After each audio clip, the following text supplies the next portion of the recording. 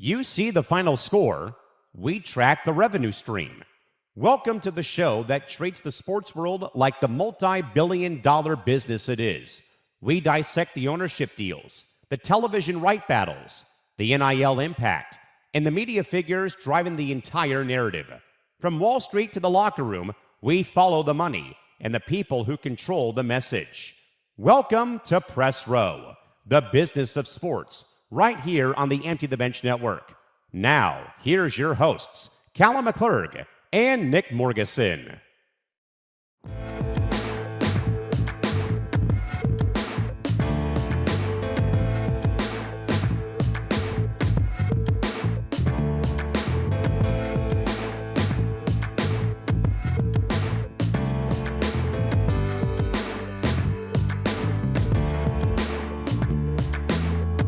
And happy Wednesday, everybody. It is another episode of Press Row, live and in full on the Empty the Bench Network for the next 3 hours on this Wednesday, January 28th, 2026.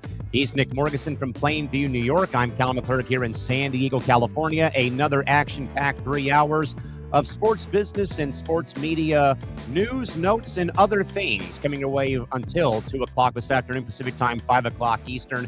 As a reminder, gang, make sure you follow us on social media. As always, as we are still pumping out our content, we are at Press Row ETV. And, of course, follow the network on social media. We are at ETV Network. And, of course, you can also subscribe to us at youtube.com/ETV Network. And more importantly, turn on that bell to get notified whenever our shows do go live.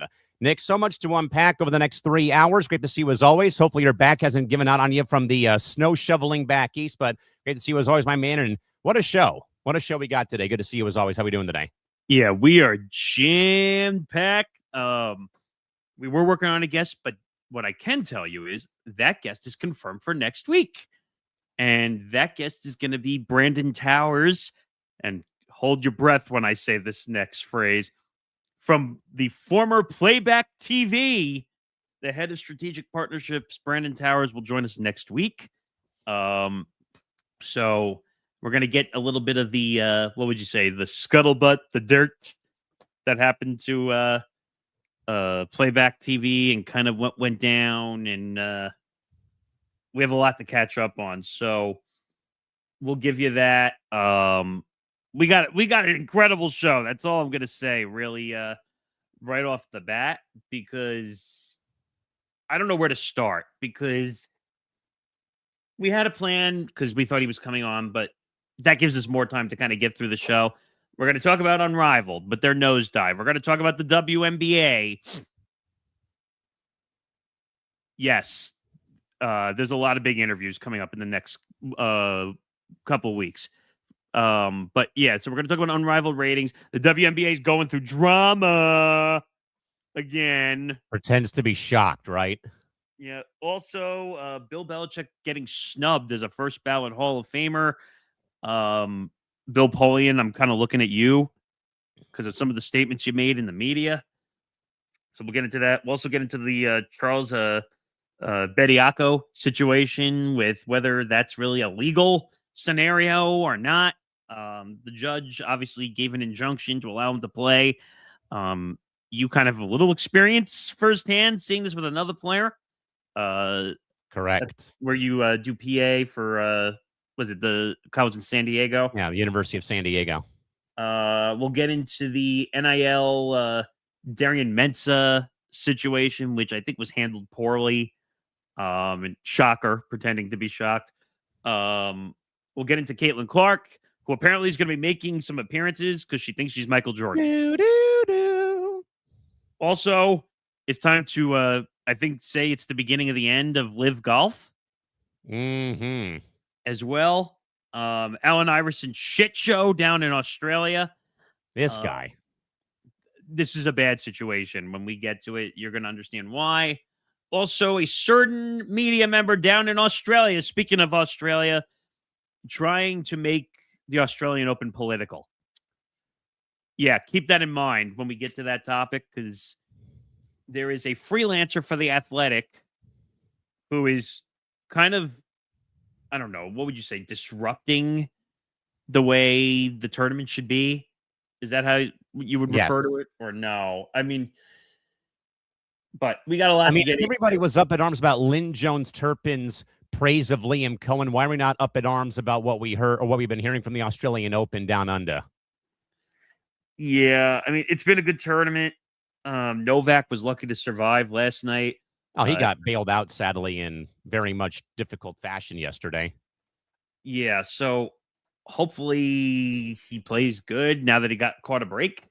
But we'll see if that actually happens. But all right, where are we starting? Yeah, Nick, we'll get started. And obviously, this needs to be discussed, whether we like it or not, whether the audience likes it or not. Of course, Nick, what we have seen, though, over the past couple of weeks, if not last several days, again, has rocked the nation to its core. But the Twin Cities of both Minneapolis and St. Paul remain in a very much state of grief and fury following another fatal shooting, this time a 37-year-old nurse, Alex Pretti, by federal agents during what they are calling Operation Metro Surge. This, of course, Nick, is the second high-profile killing in Minneapolis this month, including the first killing of Renee Gold, which has sparked a massive standoff between both local authorities and federal agencies. In a historic first, though, all of the Minnesota major sports franchises, which includes the Vikings, Timberwolves, Twins, Wild, Lynx, and Minnesota United FC of Major League Soccer, all signed a joint letter condemning the unconstitutional occupation of the Twin Cities area in Minnesota. Of course, Nick, this was a flashpoint moment 6 years ago with the murder of George Floyd at the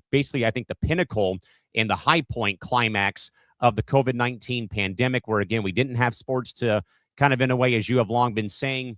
We've discussed about how to handle this, though, off the air the past couple days.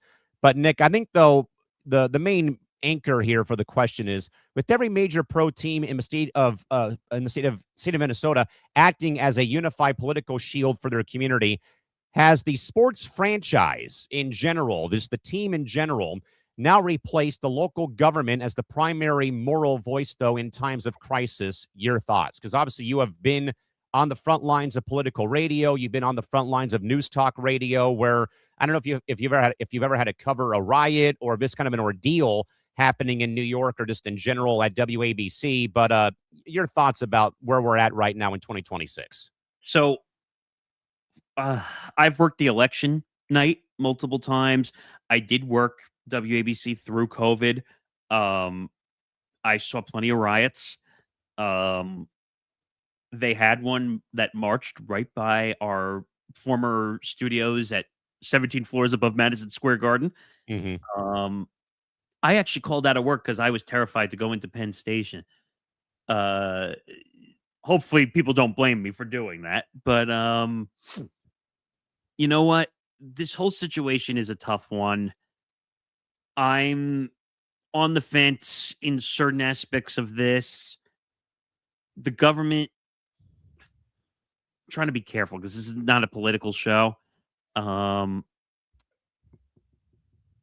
tired of all the politics in sports. You've heard me say it multiple times. Sports is supposed to be about sports. Okay.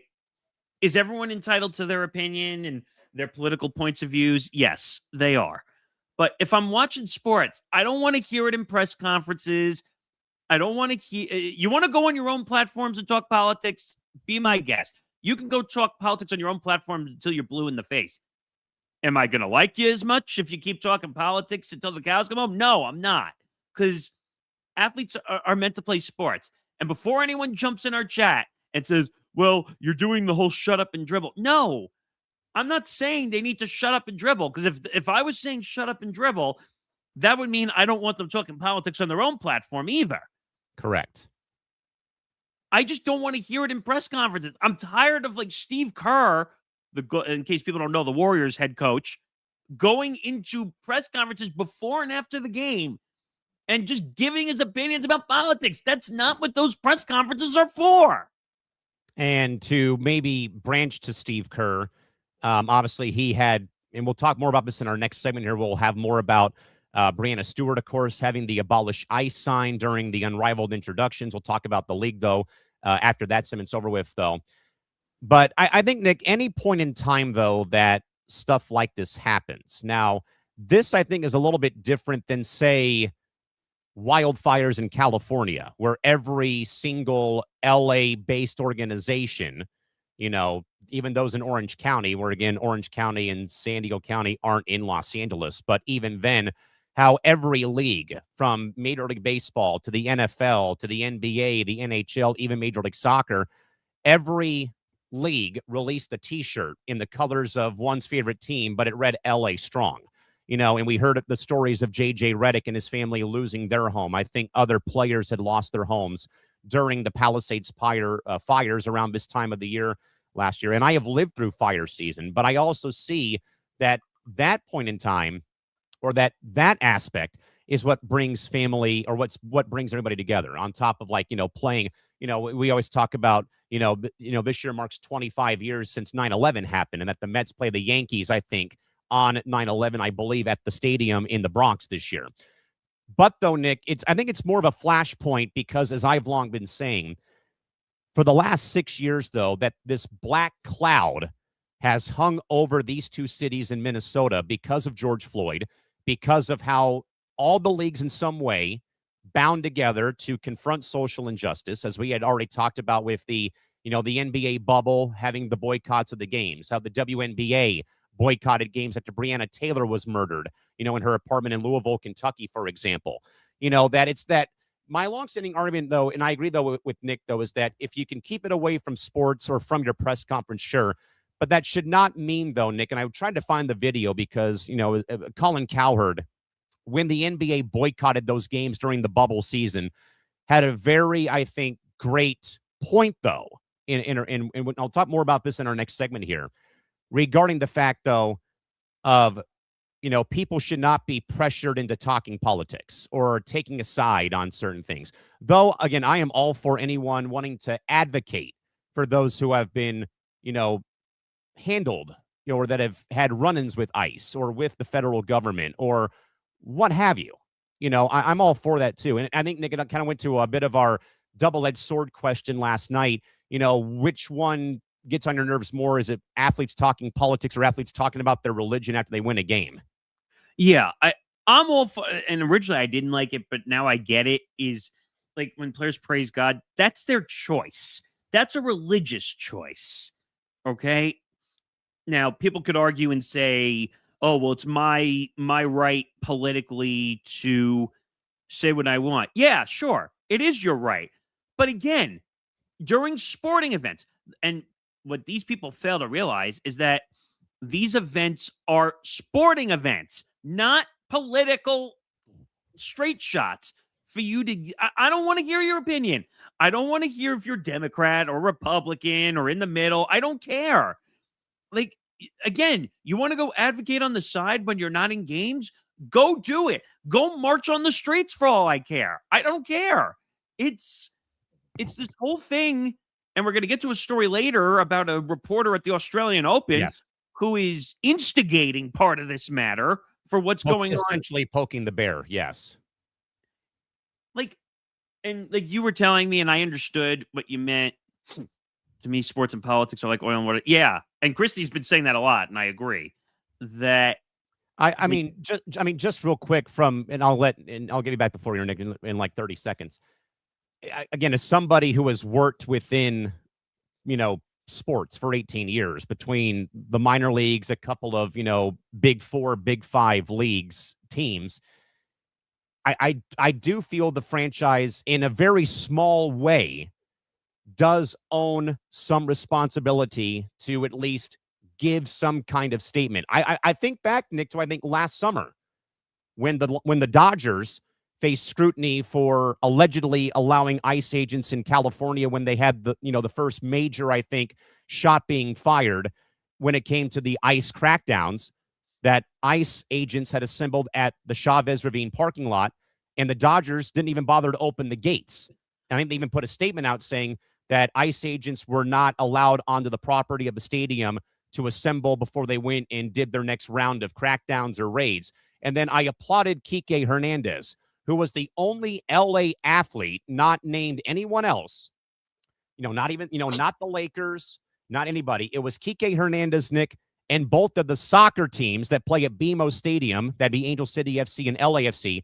They were the only three athletes or teams, Nick, who chose to make their voices known. And obviously, Kike coming from Puerto Rico, a U.S. Commonwealth, how he said, yes, I love playing for the city, but what we're seeing right now is not what is what I don't stand for, because I'm seeing my own people of my heritage being assaulted, being murdered in the streets of Los Angeles by whoever it might be. But I feel like there's a right time and a wrong time to do a lot of this stuff. Like, again, and I get it, and I understand there's political issues. Trust me, I worked in political talk radio. I saw it on both sides of the aisle.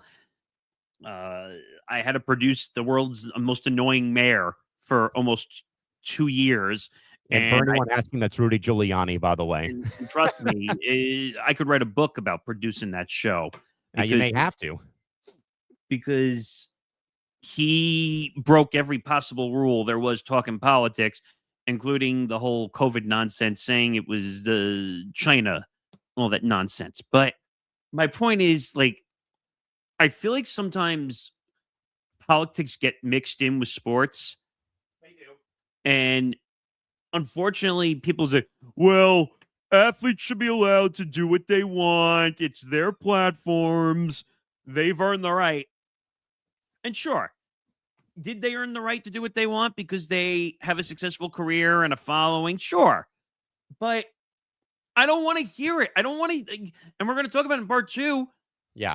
Was it really necessary for Breanna Stewart to hold up an Abolish ICE sign before the game? You knew what she was trying to do there. That had nothing to do with trying to make an effort. That had to do, she was looking for attention.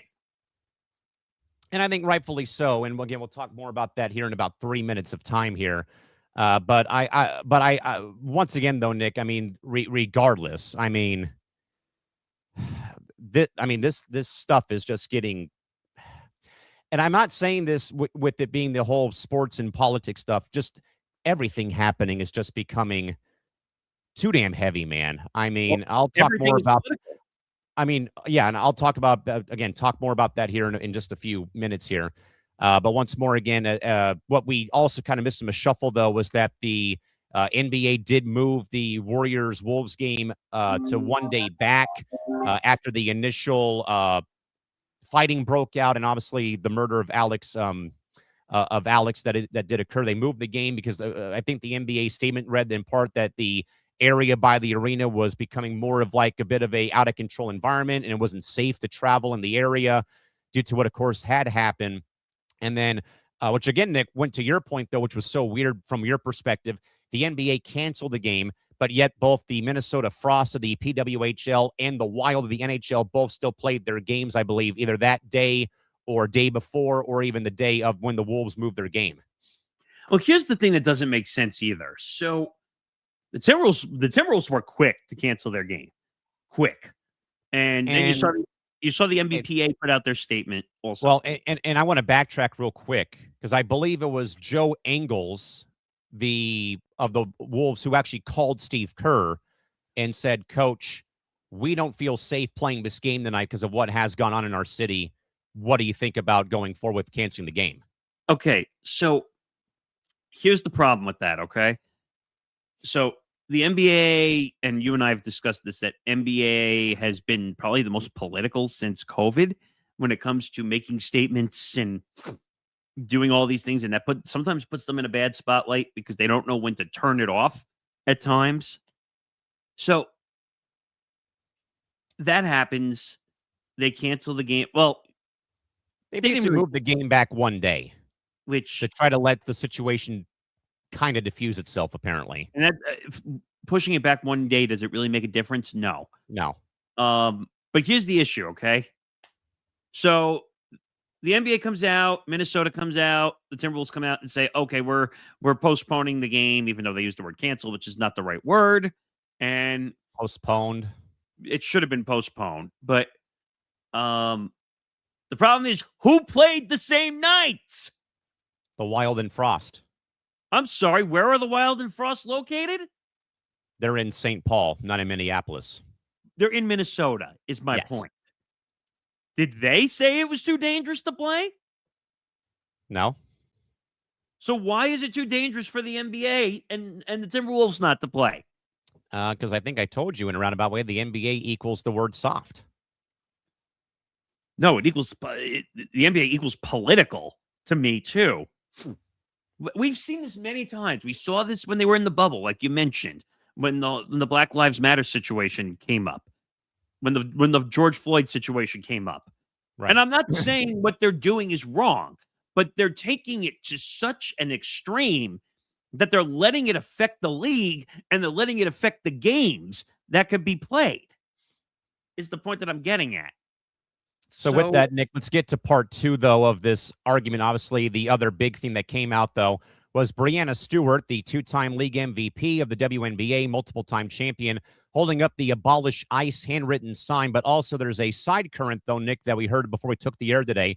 Now, obviously, Stewie made headlines for good or bad reasons with the Abolish ICE sign at Unrivaled, keeping in mind that her wife is, in fact, a Spanish citizen and is also fighting a war on the second front, though, with the WNBA CBA. Away from the Abolish ICE sign, the WNBPA is still waiting for a response from the league on a proposal sent a month ago. The league reportedly feels it does not warrant a response, with Stewart telling ESPN at some point, enough is enough. I want to be in the room talking about the real stuff. These meetings get sidetracked by language and verbiage. We are missing the point. So, Nick, let's go to part one, though, about this. Obviously, Breanna holds up the sign. As I have long tried to say, though, in some capacity, that the NBA has probably been, to your point, the basketball as a whole has been probably the most politically driven forward league since the days of Bill Russell, Kareem Abdul-Jabbar, even the NFL with Jim Brown early in the 60s. Muhammad Ali comes to mind, too, in the early 60s. John Carlos at the 68 Olympic Games in Mexico City with the Black Power salute on the medal platform. So it's always been here. I don't think it's just been as loud and radiant as it is now in 2026 as of the last several years. So, Nick, let's go to part one of the story. Obviously, we know, though, like we said, we kind of in a way laid out, though, about the NBA. Bill Russell, as I will be having a benchmarks episode, Bill was applauded for his playing career, but those same fans who cheered for him threw rocks through his windows of his home in Boston somewhere, or when he was playing at San Francisco back in the early 50s, mid 50s at USF. We talked about Muhammad Ali in capacity about how he denounced the Vietnam War, for example, and that even before BML happened, before 2020, before, the recent events of this administration, the WNBA had long always been on the forefront of issues dating back 30 years. And then obviously, the NBA has obviously been that way. Other leagues have kind of, in a way, leaned in a little bit, not a whole lot. Obviously, like I said, about 2020. So, Nick, let's go to part one, though, first of this topic regarding Stewie's introduction at Unrivaled this past weekend. I don't like it. I'm sorry. People are going to get mad at me for it. I really don't care. Why do you have to do that at the game? Why do you have to hold up the paper or the banner that says Abolish ICE? What is that accomplishing during the Unrivaled game? And I'm asking you that, and everybody that. Tell me what that accomplishes during the warm-ups of the Unrivaled game. I mean, other than the fact of just, as we say, if you have a platform, use it. But is that the right time and place to use the platform to get a message across like this? You're about to play a game on the court, literally, and that they do it on purpose, knowing that they're on TV. That they don't have to do it on their own platforms, because if they do it on their own platforms, they're going to get criticized individually. If they do it on their own social platforms, I think they'd be criticized regardless of what platform it's on, to be very frank. No, but I'm saying is, hey, if I hold it up on TV, then the networks will get criticized because I held up the sign. If I do it on my own platforms, then I'm going to get all the hate on my own, is the point that I'm trying to get at. And the sign is not necessary. We know we have a problem in this country, okay? We know that the government we're currently dealing with, we're having a problem, okay? Now, people are going to debate the whole thing of illegals in the country. I really don't want to debate that. Again, this is not a political show. And like we said, you and I went through social media, and we saw the WNBA players who were making comments on social media about politics.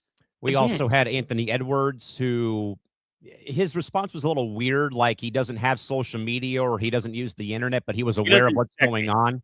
He did release a statement. Karl Anthony Towns, again, longtime Wolves player, released a statement too. I believe over the course of the weekend as well. That also took place during the course of the last couple of days, for that matter. Um, I mean, can I just kind of open up a little bit here, Yeah. if you don't mind? Yeah. So my older brother, Nick, married a Vietnamese woman. They've been high school sweethearts since 2003. And she now works for the college system here in California. She works for the CSU board, which is SDSU. It's all the, Cal State universities. With the recent wave of issues that have popped up here, and this is what I'll say about Breanna Stewart and the statement that she gave. Again, I don't care about what side of the aisle you're on.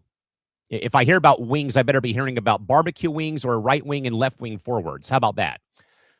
But regardless, my sister-in-law being a Vietnamese American, my niece being a Vietnamese American, my nephew being a Vietnamese American, my sister-in-law has, just out of precaution, driver's license, birth certificate, passport, every damn documentation in her possession is on her person whenever she's out the door, going to travel to talk to clients, talk to schools, or whatever. And for the longest time, I've been fearful of every minority living here. That includes my sister-in-law. That includes our former friends, Isaiah Leung and James Gonzalez, especially living in this state where, again, they have a lot of protections for anyone who is of the Hispanic demographic, and especially, Nick, the Asian demographic because of COVID 6 years ago and the rhetoric that has gone on. I fear every day for my sister-in-law, my nephew, my niece, Isaiah, James, and all of those people, because you just never know, Nick, sadly, what the hell's going to happen next. I mean, it could be any of us in general because of how out of control the stuff is. So to tie this in, though, to where we're at with Stewie, again, time and place is one thing. We get it. But again, as I'm going along say, use the damn platform. I really don't care if it's before the game, during the game, because, Nick, as we have long said now, I believe, sadly, the stick to sports rhetoric can be thrown out my bedroom window and into my driveway and run over by a garbage truck.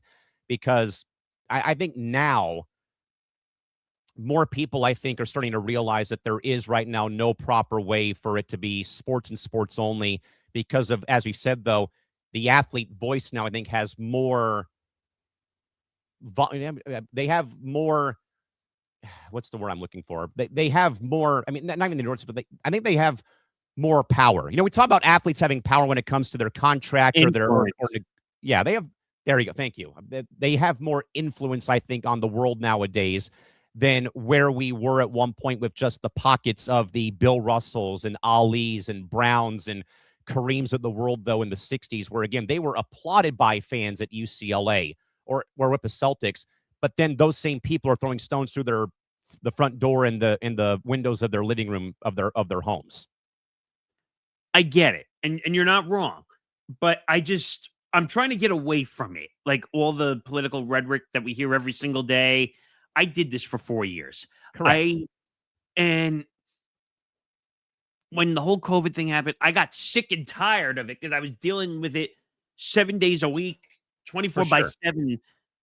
And we saw this with athletes when COVID happened. Like everyone had a political opinion about everything. And I see it on TV, I hear it on radio, I see it digitally, and then I go on social media and I'm getting hit with athletes' opinions that I didn't even ask for. Correct. So I'm just tired. I want to just see games. I just want to see athletes play. I don't care about their political opinions. Like I said, you want to go off on your platform and do a video. It's your own platform. You control it. It's your freedom to do what you want. But holding up a Abolish ICE paper in the warm-ups before the games, it's not about sports anymore. Correct. It's no longer about sports. It's about getting who can get their political message to the highest amount of people that are watching. And I think, Nick, if memory serves me correct, wasn't there some scrutiny towards LeBron this past MLK Day for the shoes he was wearing, if memory serves me correct? Yes. I think he got fined for it, too, if I'm not mistaken. But But that leads to my issue again. Everything is a political movement, whether it's what you say or what color your hair is or what shirt you Correct. wear or what shoes you wear or whatever is in your social media bios. Like everything is judged as political rhetoric. And this goes back to what you said before. It's a scary place in our society now that we have to worry about every little thing that we say or we do. And someone will find a way to turn even a sports opinion that we have on this 3-hour show every Wednesday from 2 to 5 p.m. Eastern. It's going to say, oh, well, he probably hates this side of the aisle, and that's why he's against LeBron James. Is that the society we're living in now? Pretty much. And that's why I kind of said before I kind of opened up about, family, people who used to work with us here, who some of them I still talk to, some, we don't. But I mean, I'm fearful for those two, just for the fact of the rhetoric against that demographic, which has been beyond out of control for the last 6 years, if not longer. That's why I brought up Isaiah and James, because I do think about them because of just where the political climate has gone. So I would never wish for anybody to be taken away. That's Absolutely ridiculous. Not. I don't care if I hate somebody to the 10 millionth degree or I like them and they're my best friend. I don't care. Like no one deserves punishment of being dragged away because of what they look like, what their nationality is, what their religion is, what color they are. It doesn't matter. We got to do it properly. And that's a problem we're having. And I hate to say this because, again, not political show. Do we have an issue with illegal immigration in this country? We do. Like, I'm not going to deny it. But if people are here legally, correct, then you can't whisk them away. Yeah, whether you like it or not, sadly.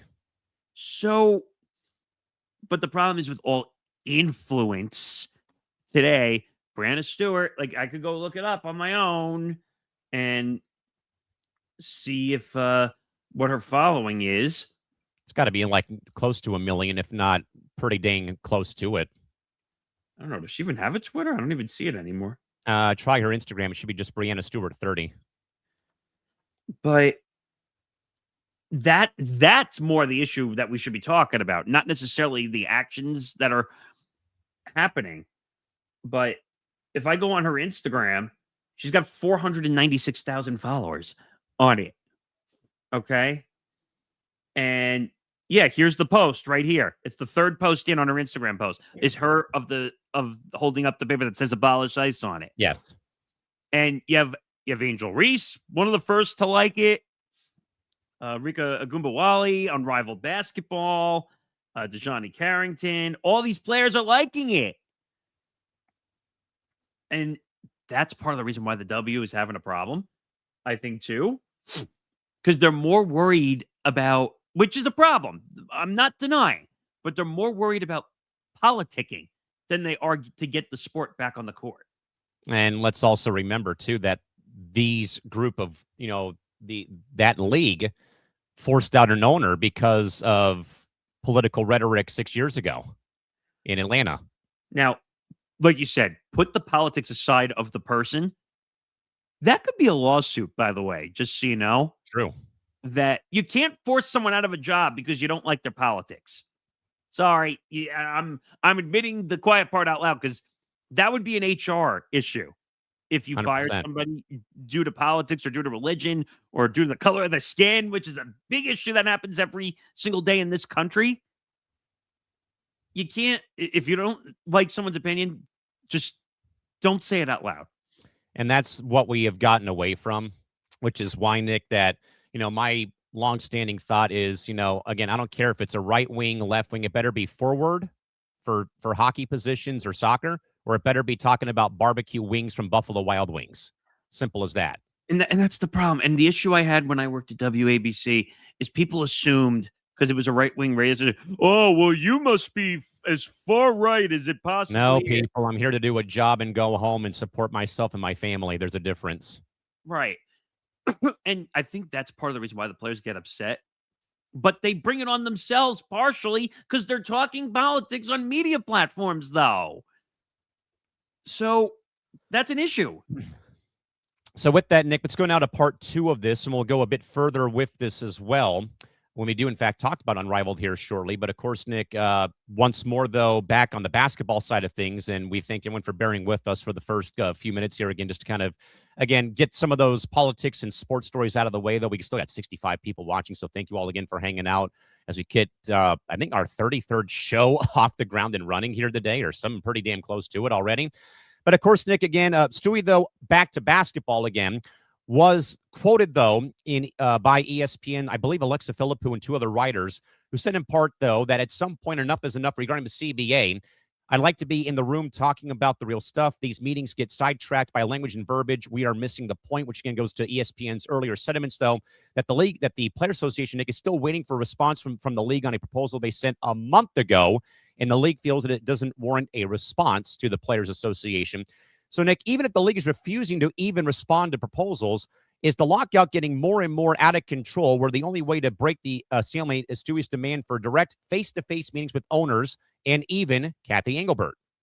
It's not going to change because the league thinks that they're not getting enough out of the current CBA negotiations. Agreed. And then on the other side of things, the players are saying, well, F you, Kathy Engelbert. You're not giving us enough piece of the pie to be involved in this situation. So you're at a stalemate. David Sampson said it best when we had him on last week, that until the two sides come to some sort of agreement, we're in a stalemate. How do we fix this?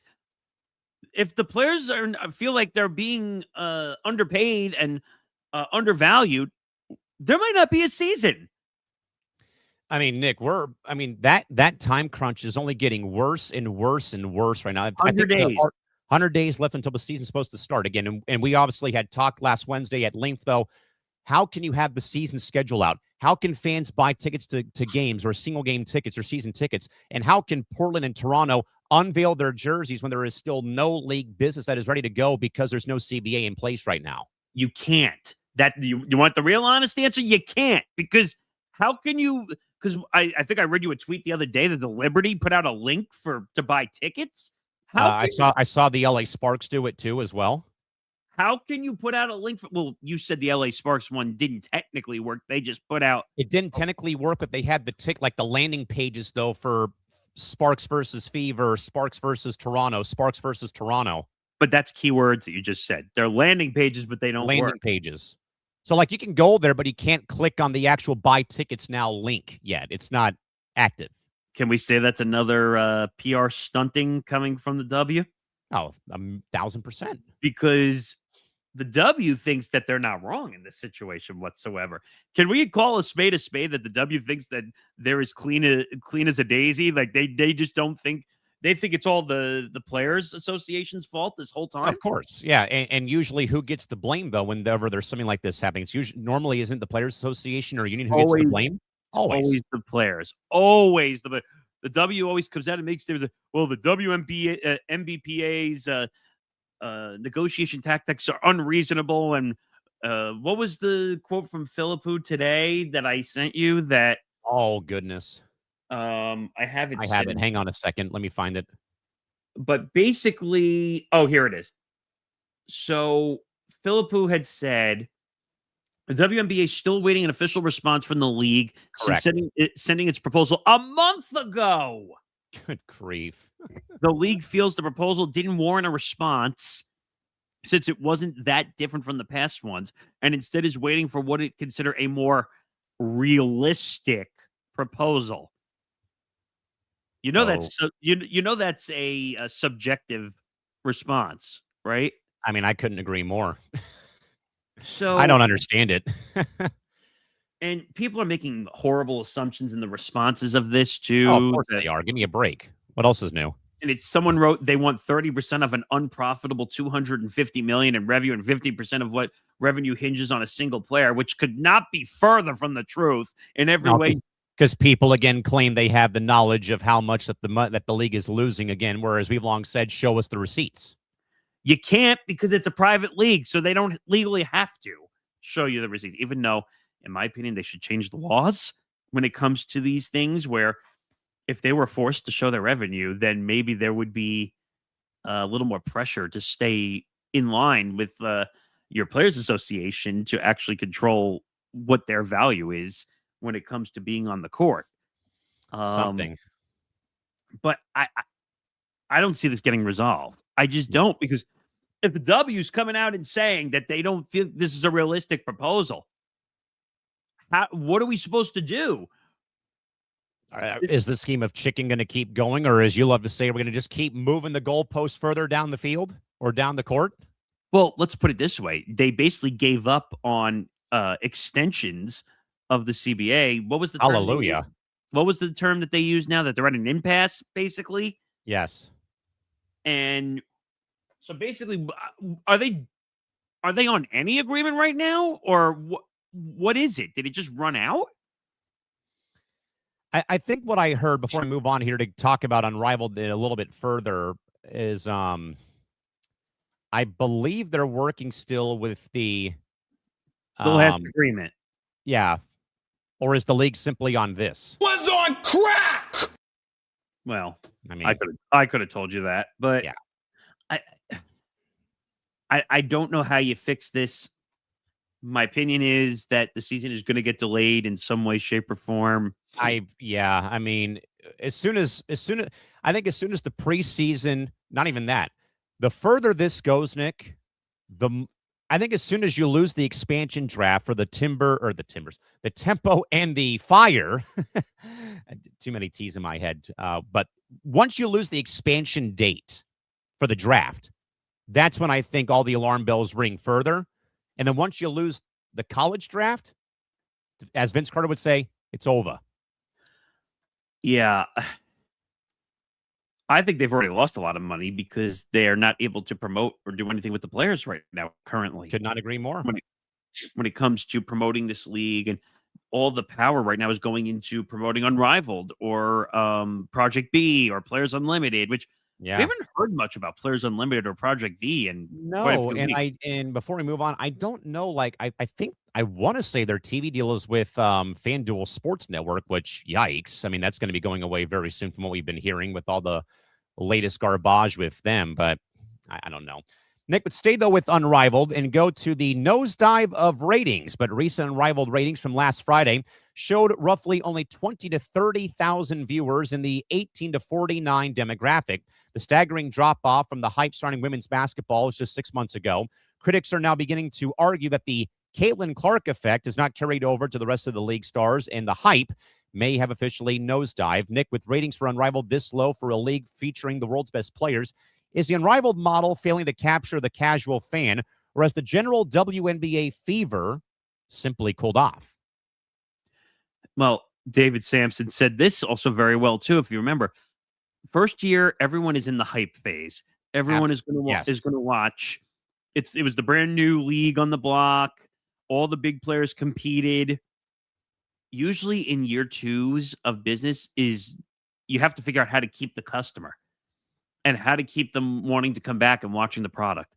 So he said it's in business. This is a classic move where business usually drops off in year two slightly, and you have to figure out how to retain an audience, how to retain business, how to retain sponsors, how to retain marketing to keep people to come back and spend money to watch your product.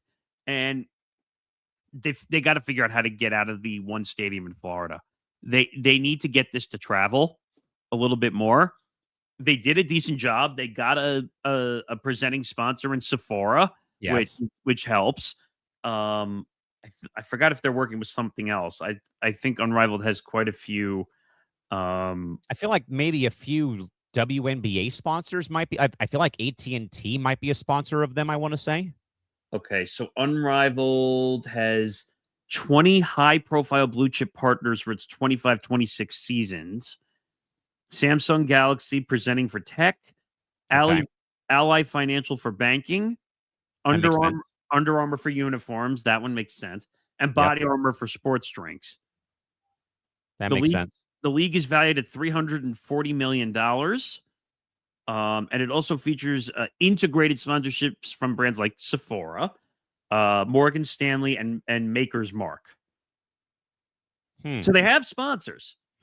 So it's not to say they don't have the backing. And Nick, I think David was so right last Wednesday because I've seen this firsthand with 3 new teams who've come to San Diego with the Seals, owned by your boy Joe Tsai, and both of our soccer teams, well, at least one of them with the Wave. Now, the Wave played at my university for the latter part of their first season before Snapdragon Stadium officially opened for operation in late 2022.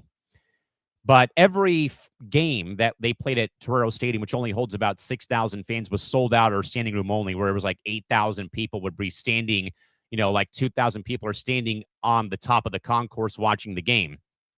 Then obviously when they went to Snapdragon, it was sold out, 32,000 plus people. Then by year 2, it was still steady. They got to the league semifinals and lost to Seattle.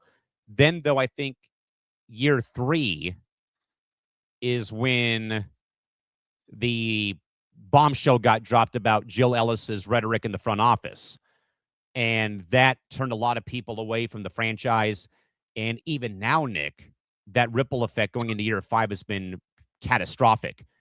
I have never seen a team lose so many players to free agency or mutually agreeing to part ways with contracts. And even, and I love her to death, Callan Sheridan's wife, Dominique, blasted the Wave on their way out to North Carolina on social media, basically in a roundabout way saying, we're going to an organization that actually cares about us as wife and wife or as a family, but also cares about us where we won't be facing whatever we face in San Diego. And that's been crushing though, Nick, because I love the Wave. I love soccer in general, being a college announcer for the game and also, being a fan of both SDFC of MLS, who they start year 2 this season. So I'll be eager to see how the attendance is come next Tuesday for their first game of the CONCACAF Champions Cup. But ever since the Jill Ellis scandal broke out in San Diego, Nick, the Wave have been crushed by attendance problems. And that kind of in a way goes to Unrivaled a little bit, though, where again, maybe that, to David's point, though, the first year shine kind of in a way goes away. But also, Nick, to what we have also long said, until Caitlin Clark makes up her mind about her off-season league, the ratings for all these leagues, Nick, are going to keep suffering until she joins a league, if she does. Right. I mean, well, first of all, people got to give Caitlin Clark a respite. She wasn't healthy last season in the W. She needed to recover. So I don't think she was ever going to play in a league anyway. Now, if there's no NBA season, no WNBA season, she's going to have to find a league to play in. Now, yes. Does she really need the money from a league, considering all the sponsors and all the revenue she brings in? No, she doesn't have to. But you're right. When there's controversial issues, that leads to attendance problems, like you said. Or if you give fans a reason not to watch, that's hurting your bottom line. Now, I know a little bit more about the San Diego Wave situation than most. We both do, because I was a freelance writer for the team for 2 years. And by the time we got to the year where it all happened, I happen to know Brittany Alvarado and know Bernadette O'Donnell, 2 of the women who came forward and told their stories. I know that I think Nick interviewed Brittany Alvarado, who was the lead defendant in the case, or plaintiff in the case. I spoke and to then her. I worked with Bernadette O'Donnell, who was one of the assistant PR reps for the organization, who made my job really easy. They were very much, great with communication when I was, just starting out covering the team for a third-party site. And they obviously both, made their thoughts. And obviously, Brittany sued the franchise and I think sued the league as well. But maybe, Nick, you can add some more depth to this if you can. So we used to have a show called Game Changers, which was our women in sports show. I'd like to get another show like that. I had reached out to Brittany and she actually responded back to me on social media. We did an episode and she actually took a picture, sent it to us. Instead, I watched the episode when you guys put it out, and she was in full agreement of everything that our 2 hosts had said. And we tried to get her on a show, but it was right around when the litigation was starting to be put together. Yeah. But I don't know. You said you still know her? I didn't know Brittany that well. I knew one of the PR reps. I don't know if I have her contact info anymore. But I knew though that it was going to be interesting, and that so the whole Ellis thing on top of their bad season, Nick, just turned so many people away. I went to one game because I only had time to go to one game that season, and then I gradually went to more games last year. I know Shannon McMillan, who works in the front office, and she's one of my heroes of the '99 team who won the World Cup. But Shannon and I have worked together though with past other teams in town with either the Sockers or formerly San Diego Loyal. When I did a couple of games for them of the USL ranks, and the shine has kind of dropped off, and I feel like, Nick, it's kind of hit in a way, in surfing terms, it's hit a sandbar because of this season, just for the fact, Nick, of so many players that have been here since day one, practically, like the Callan Sheridans of the world and the, Kristen Westfalls of the world have all left, or they, have gone to other teams in the league, or they've gone overseas, as Delphine Cascarino just did, to go back to her home country of France.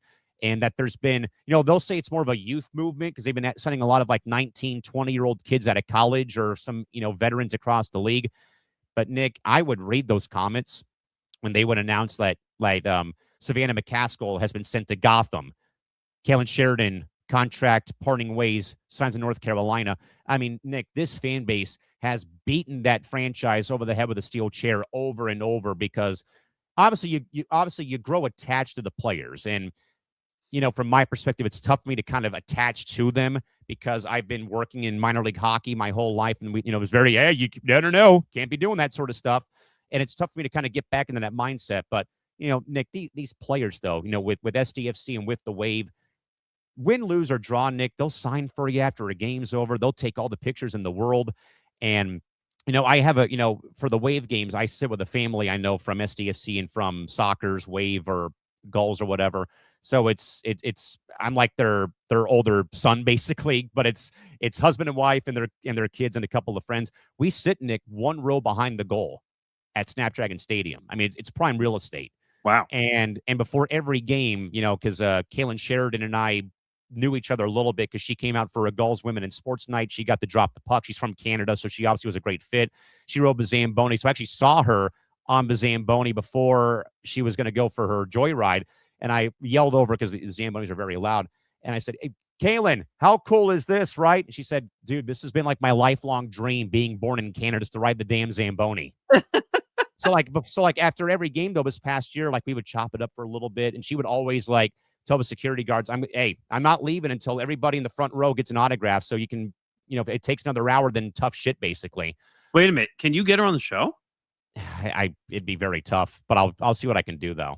Because she seems like a decent human being. I think it'd be and I mean, I'm not surprised, though, Nick, to tie it back to Unrivaled. It's year 2. I mean, give it a chance. I mean, every league, every team, as David Sampson said last week, they go through these peaks and valleys. I think they'll be fine. Second year of a business, even if it's not media or a league. Oh, yes. Say it's a, I don't know, example of a sales business. Correct. Everything goes down in year 2 because the first year is the peak interest of every business. Everyone and their mother wants to know what the new business is in year 1. It's how do you retain that customer to buy a second, a third, and a fourth time into the business that you're doing. By the way, that's the biggest hurdle. And eventually, I think when the W comes back, that's going to hurt them partially too at some point. In a way, could it be, and this might be out of the box, but in a way, could this be like how people despised baseball after they came back in '94 after the strike? No, because you didn't really have social media push back in '90. You didn't have any social media push in '94. I think, Nick, because I think back to when we watched the Aces win the ship over the Mercury. Because I said we're not going to go away. We're going to show you the presentation. But I even said during the commercial break, Nick, I'll be very curious how these Phoenix fans react when Holly Rowe introduces Kathy Engelbert. Sure enough, look what happened. Yeah, really. I don't know. People got to give it a chance. I think people are overreacting in a lot of ways. It's the second year of Unrivaled. Obviously, you have to make adjustments so that you can grow revenue in the league. Everything hinges right now on the CBA agreement between the WNBA and the WNBPA. Until that's figured out, it's tough for them to say, hey, excuse me, we're going to dump all this money into Unrivaled. And also, you have WNBA players that are between two leagues currently. Right. That's another issue. If they were all in on Unrivaled and they were able to put full promotional aspect behind Unrivaled, they would be able to grow tenfold, 20-fold, I think. Couldn't agree more. But because a lot of these, excuse me, a lot of these players are still in the W, trying to fight for a CBA agreement, they can't put their full effort into being in Unrivaled or being in Players Unlimited or being in Project B, because say those leagues don't work out. Say Unrivaled eventually folds or Players Unlimited folds. Or Project B goes under somehow. Project B goes under. And you screw over the WNBA. What do you have left? You got nothing. So it's walking the tightrope. Or it's like walking like in the movies where they have the rope bridges with the wood planks in it. And if and if you accidentally step too hard, like your foot's going to go through it and one of them's going to fall. Like that's what the WNBA is right now. They're a rope bridge with wood planks in it.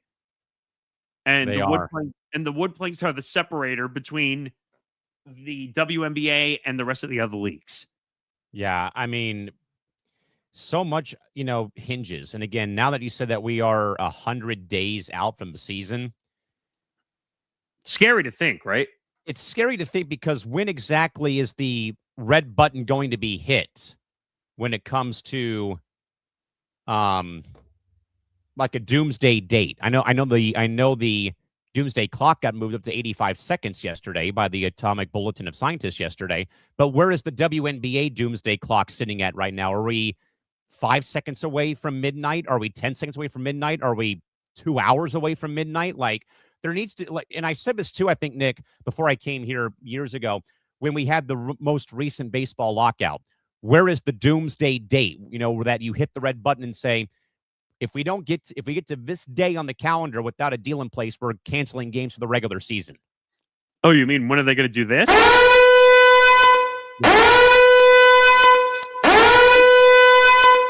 Precisely. I don't think they're in any rush because both sides are not going to come to agree with the players are basically saying, F you, Kathy Engelbert, until you pay us our percentage of the pie, we're not coming. And the W is saying to the players, well, F you, we're not giving away our revenue because we don't feel like we have to. Could not agree more. All right, Nick, top of the hour coming up here. Nick, what is coming up later today on the video side for ETB Sports episode 302 already? 303? Yeah, 30. I think it's 302. I'm losing track of my. Actually, you know what? I can look in the banners because we just did the show 302. So we recapped the championship round, NFC, AFC. We talked about the Super Bowl. It's too early for predictions. Yeah, still got another week to go? Another week at least. Huge NFL coaching carousel. Robert Saleh is back as a head coach of the Titans. Brian Dable is the offensive coordinator. So you have two New York head coaches now in the Titans.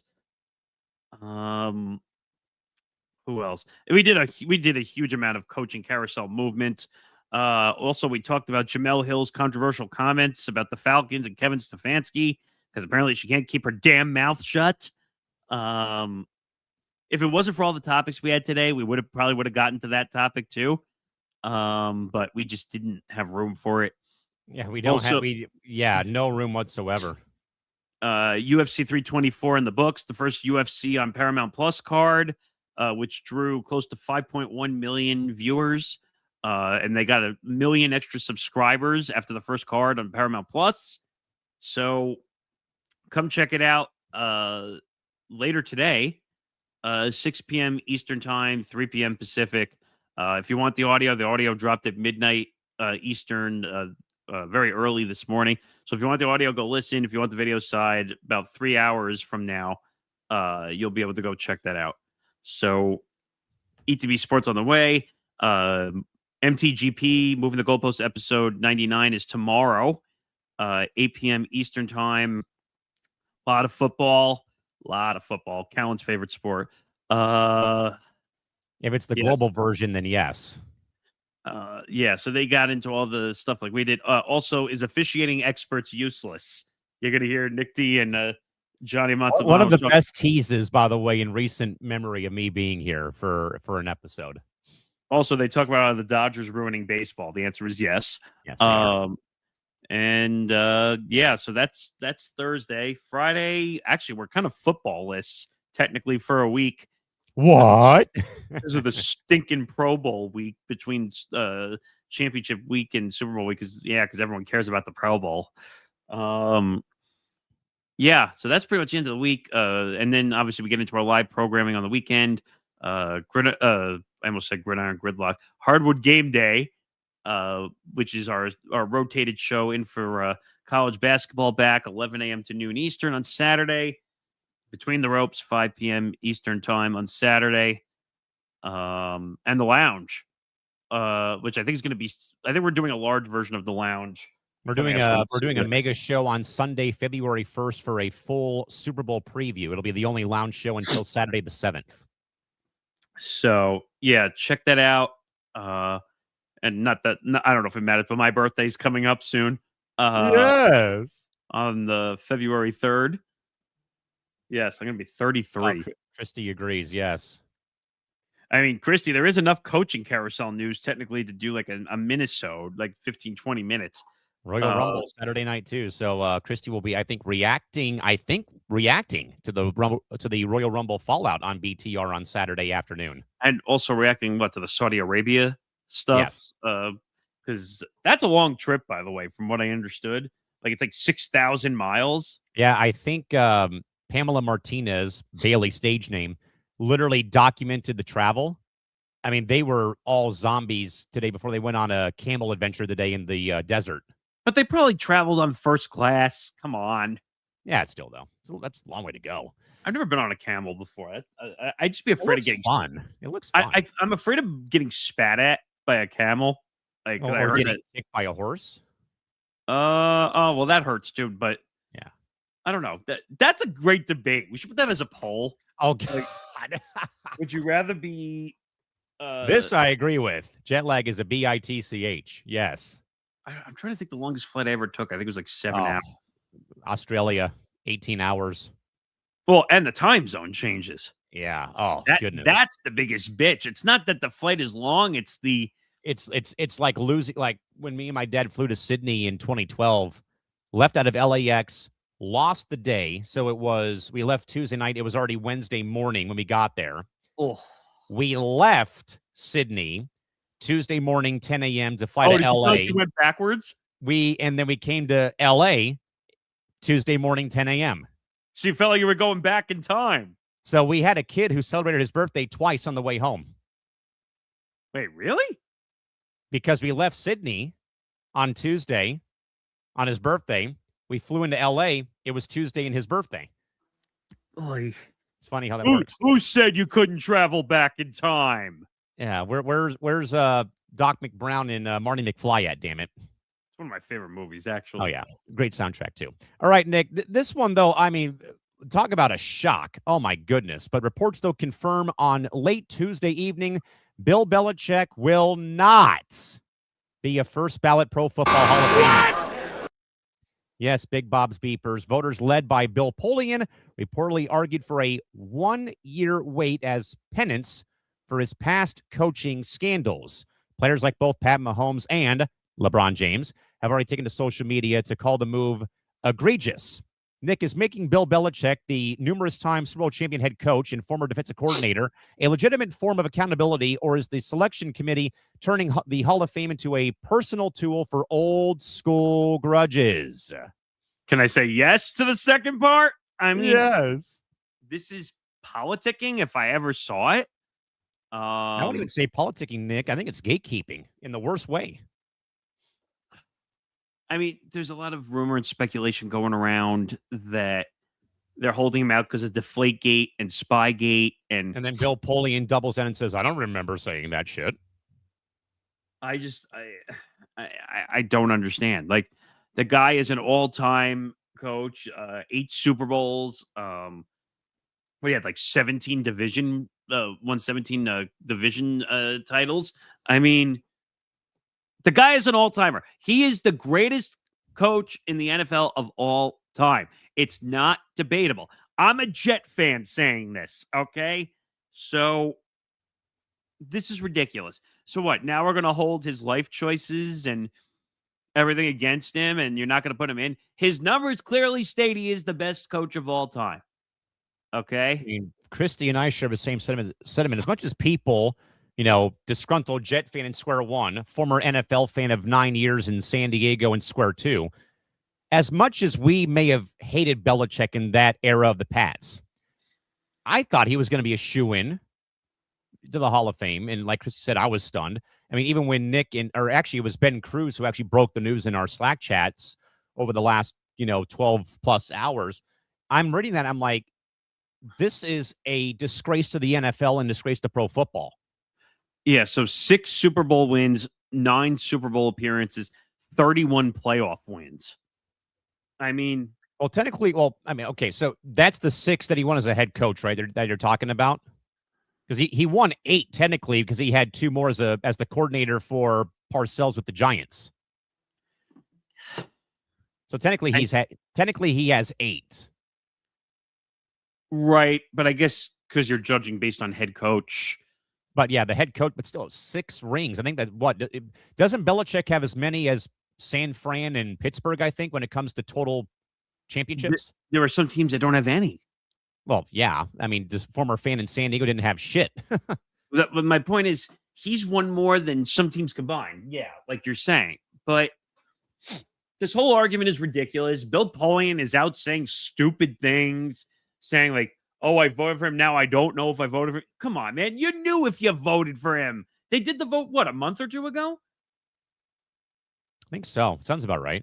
How do you not remember if you didn't vote for him?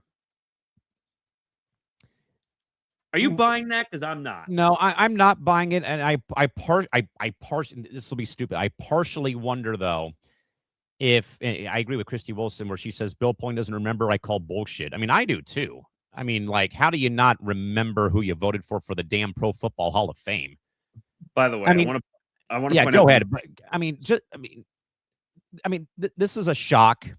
It's a disgrace to the NFL, to pro football as a whole, though I don't watch the sport anymore after 9 years after the Chargers left. But to hold the grudges based off of 2 separate scandals, with both deflating the footballs and then the Spygate. I think the Spygate year, Nick, they got to the title game, but lost to the Giants. That was the 17-0 pursuit, I think, or 18-0 pursuit. Yes. So Ryan Leaf, that name should sound familiar. Mr. Disgruntled, overdrafted. Peyton Manning went 2nd overall in that draft and had a successful career. Yeah. Thank you for the reminder. So, so Ryan Leaf tweeted out, I'll be transparent. I am one of the Hall of Fame voters who didn't vote for Coach Belichick. It's come time that it's come time that if you are able to penetrate the walls of the voting ilk, yours or anyone's resentments can be fueled with revenge. Tom ain't getting in either. Lose to Foles. No way, no how. What? First of all, that's a bizarre take. So Ryan Leaf, God, former Charger quarterback, drafted out of Washington State. Wait, he's going to throw stones at people when his career was a shithole? You don't have to tell me. I lived through it, for God's sakes, in San Diego. No, but I'm just saying, I find it ironic that this guy couldn't make it through a locker room without wanting to choke a media person. Yeah, he wanted to choke out Jay Posner, and Junior Seau had to go and, basically firemen's carry him out of the locker room. Well, didn't he have a drug issue at one point? Yeah, supposedly? He had a massive, massive issue with drugs, I think, after his bomb out from the Chargers in the NFL. He was a bust. He literally was a bust. Baby. How about that? Oh, right. Christy did tell me this once. That's right. Yeah. Ouch. I mean, okay. So let me go back to my former Charger quarterback here with this stupid take. So, okay, at least he said, I didn't vote for Belichick for these reasons. I appreciate the fact that I appreciate that. that I don't said. agree with the part about Tom Brady, though. The fact Yeah, he loses to a backup quarterback is going to cost him a spot in the Pro Football Hall of Fame. Come on, Leaf. Stop it. I mean, first of all, the Eagles were just a really good team that year, number one. Should Foles have won? The only reason they won was because of the Philly special Correct. play. They didn't win it because they were the better team. They won because of a stupid play where Nick Foles went out and caught a pass on a receiver route. So, first of all, Ryan, it's hard to take anything he says sometimes with a grain of salt. Yes. But for him to say that it's come time that if you're able to penetrate the walls of the voting ilk, yours or anyone's resentments can be fueled with revenge, the hell are you talking about, sir? I mean, and I know that in baseball that they always talk about character and integrity when they talk about people who make the Hall of Fame for Major League Base or for baseball. Okay, I get it. The character and the integrity of Belichick could be in question by every sports fan out there because of, as Bill Polian did mention, Spygate, Deflategate, his pompous ego and attitude towards the media. We're on to Seattle. We're on to Cincinnati. Seattle, Cincinnati, blah, blah, blah, blah, blah. How he was very much, stone cold face at every press conference, even now, with Jordan over at UNC, for example, also in a way being one thing. That shouldn't, though, diminish the fact he's the single greatest American football coach ever. I don't care about, Bill Walsh. He's already in the Hall of Fame, or Coryell. They're already in the Hall of Fame, finally. The guy's won. Was there tomfoolery involved? Sure. But, Nick, this is such a slap in the face. Not just to Belichick, Nick. It's a slap in the face to the game and the sport of American football because, yeah, it'll be, he'll get in next year. No, he should have been an automatic slam dunk, unanimous vote for the Hall of Fame. Don't at me. The problem is, and we've seen this in baseball before, I don't think Ichiro was a unanimous Hall of Famer. Neither was Mo, and neither was Jeter. Griffey, I don't think. Tony Gwynn. Wait, I thought Mariano Rivera is the only one who was a unanimous Hall of Famer. Yeah. Which I'm kind of surprised, but. And there was one voter who didn't vote for Derek Jeter, which I thought was blasphemous too. Was that the high school voter? I think so. Which, by the way, I don't know how he got a vote for the Hall of Fame covering high school sports, but here's an interesting thing, and I want to make sure I give this person proper credit. By the way, Christy said that Ryan Leaf is still trying to be relevant, but it is not working. It's not. I think he works for ACC Network or SEC Network now, I think. Which is weird because he went to Washington State. Yeah, it's true. Let's see. As outrageous as this is for Bill Belichick, it is probably a good thing. Of the 50 voters that decide Hall of Fame entry, listen to this. Out of the 50, 45 are media members. Oh. So what does that tell you? A lot of them probably are grizzled old men, many of whom probably worked in the AFC East during Bill and Brady's run through the division all those years. Maybe a few West Coast pundits who didn't like the fact that, of what Brady did with, Deflategate, for example, underneath Bill's watch, for example. In a way, I didn't want to say, maybe the fact of Polian, flip-flopping. Well, I had to play against this guy for all these years in the AFC East when I was with the Buffalo Bills and I'm, holding that against him. I don't know, Nick. Again, it's a slap in the face. For that matter, Nick, it's an embarrassment that Bill Belichick, and I know about the baggage, for God's sakes. I haven't watched. The whole world does. Yeah, I haven't watched a single NFL game in 9 years in its full entirety, and I'm proud of it. Even I know that this should have been an easy, cut and dry, wash the hands underneath the hot water with soap and hand sanitizer. You put the guy in the Hall of Fame one way, shape, form, or size on year one of the ballot, not waiting till next year because, all these grudges of 2007 and Spygate and Deflategate and on to Seattle and how he treated the media. That doesn't mean shit if you ask me because of what he did on the field. I mean, winning 6 Super Bowls and 9 Super Bowl appearances, that's quite impressive. And of course, you could debate all you want, whether it was Tom Brady or Bill Belichick or all that nonsense. It doesn't matter. He's a first ballot Hall of Famer. What are they going to do to Tom Brady then? Apparently, Ryan Leaf says he's not going to get him because he lost to a backup quarterback in the Super Bowl. Okay. And Ryan Leaf is not exactly the brightest bulb in the box when it comes to understanding football. The sharpest tool in the shed. But Ryan, I think you're a little jealous that you didn't have a successful NFL career. Well, like. I mean, literally when the local news stations used to have recurring segments on the sports reports on Channel 8 News here in San Diego called Another Leaf Falls Off the Tree whenever he'd have an outburst. Yes, I do remember that actually. But you know what? Like, let Ryan be jealous. Ryan's jealous looking at Bill Belichick and Tom Brady and seeing their careers. Tom Brady's won how many rings? 7. Belichick's won 6. Ryan doesn't know success in the NFL at all. He would know what it's like to hold up a Super Bowl. If you were to look up the word bust in the NFL dictionary, there's a picture of him and Jamarcus Russell and Johnny Manziel next to each other. I literally was just going to say, like, a bunch of those names. Like, Ryan. And by the way, I'm ecstatic that you figured out your drug issues. You got through it. You're working on TV. All good. Like, we're happy for you because your drug issues were tough. Like, they were. He couldn't control his attitude in the locker room last time I checked and remembered. Like I said, he almost killed a reporter in the freaking locker room. I lived through it. So, Ryan, just stop with the jealousy, man. What do they say? Jealousy is like a bad look. Like they just say it doesn't suit people very well. Yep. So just get over it, man. Belichick should be a first ballot unanimous Hall of Famer, and it's not close. All right, Nick, back to college basketball, and I lived through this kind of nightmare on Saturday, but a judge in Alabama has ruled that Charles Bediacco is eligible for Alabama despite 3 professional contracts within the NBA and NBA G League. Should be noted, though, Nick, that the judge that threw out the case is, in fact, an Alabama athletics donor.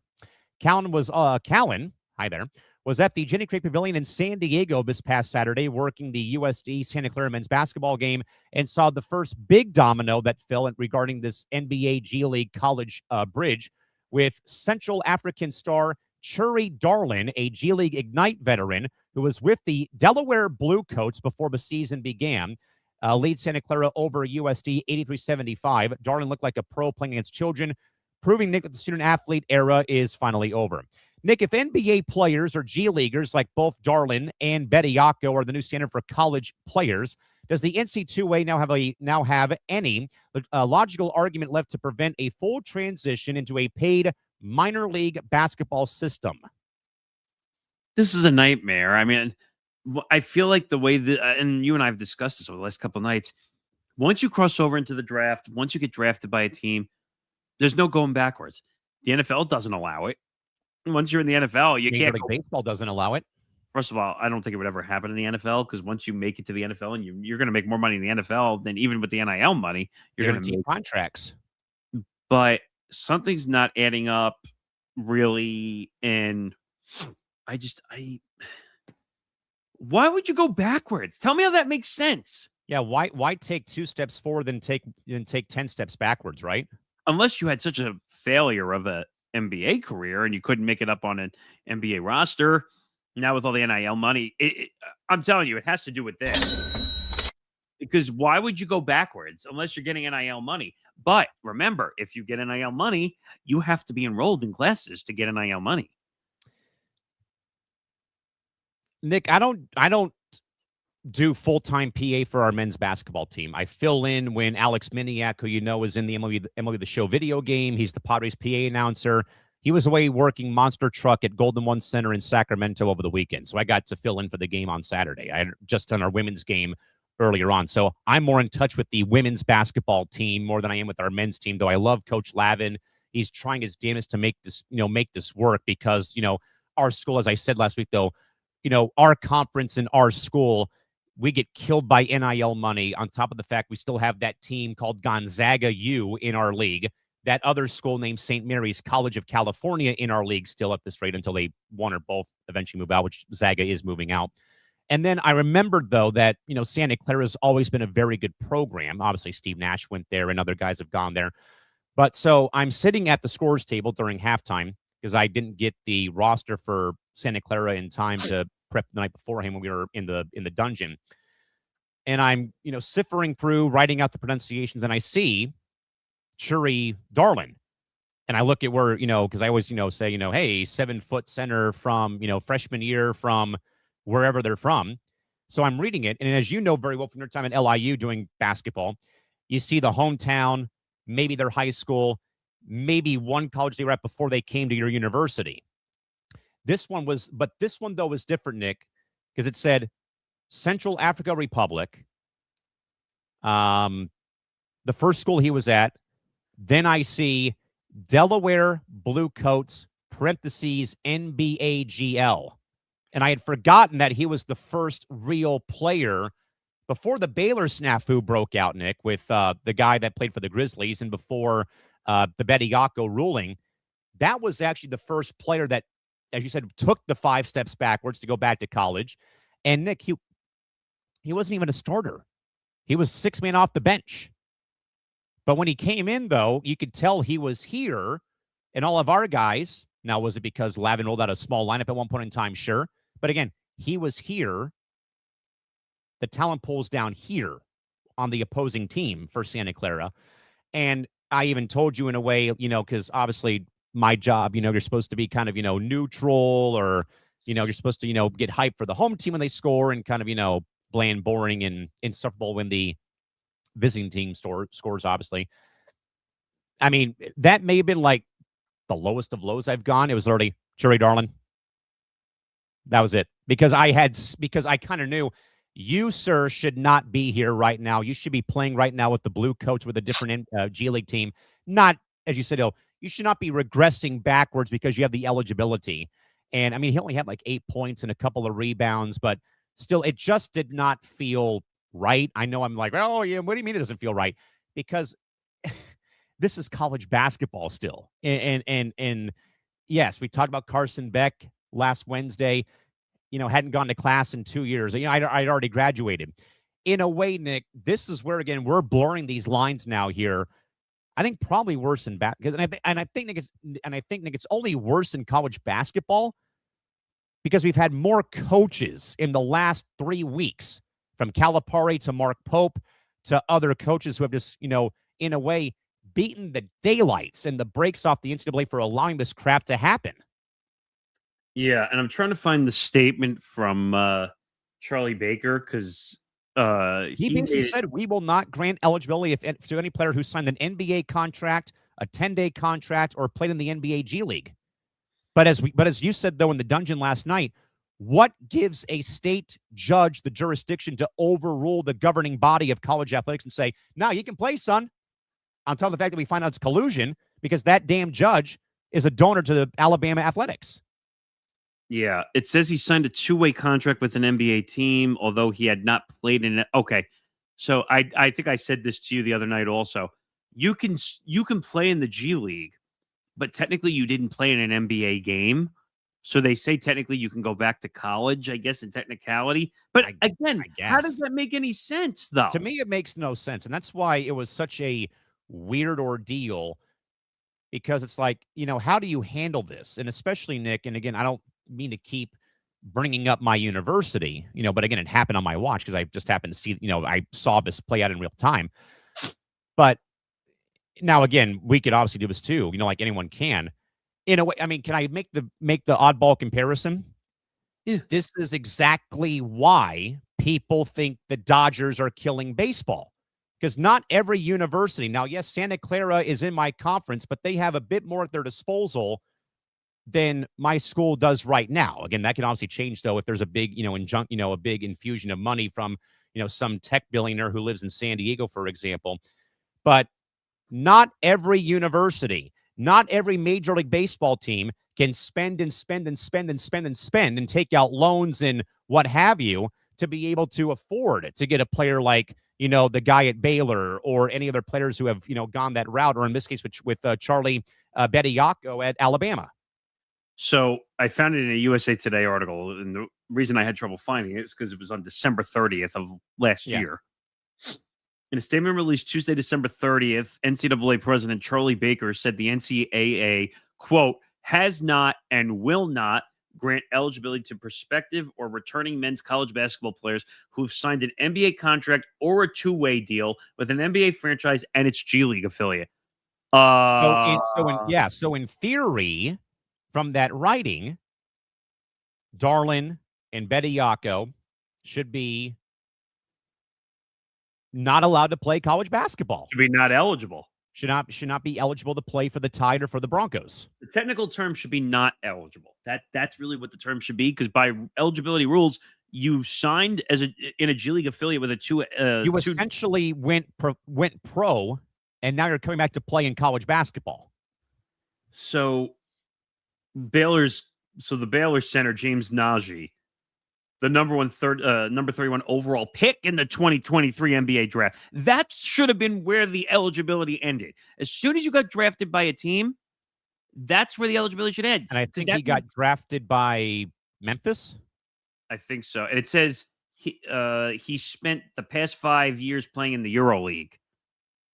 And I think they even wanted to do that too, to but deem those ineligible if they had even gone overseas after they were drafted, I think, too. It says, though Najee has played in the NBA Summer League, he has never played in an NBA game. Because of that, he was ruled eligible by the NCAA and is expected to play for Baylor, which he is. So because he didn't play in a technical NBA game, he played overseas. That's technically not NBA games. And then we have the Bediako situation where, again, he had been on a two-way contract, I believe, with San Antonio and I think with Detroit. Yes, because I think he played for the Motor City Cruise, who's their G League affiliate in Detroit, or suburban Detroit, I think. And then, Darlin had played for the Blue Coats and the Ignite franchise, for the Ignite franchise folded. So that right there should have killed them being able to come back to college basketball.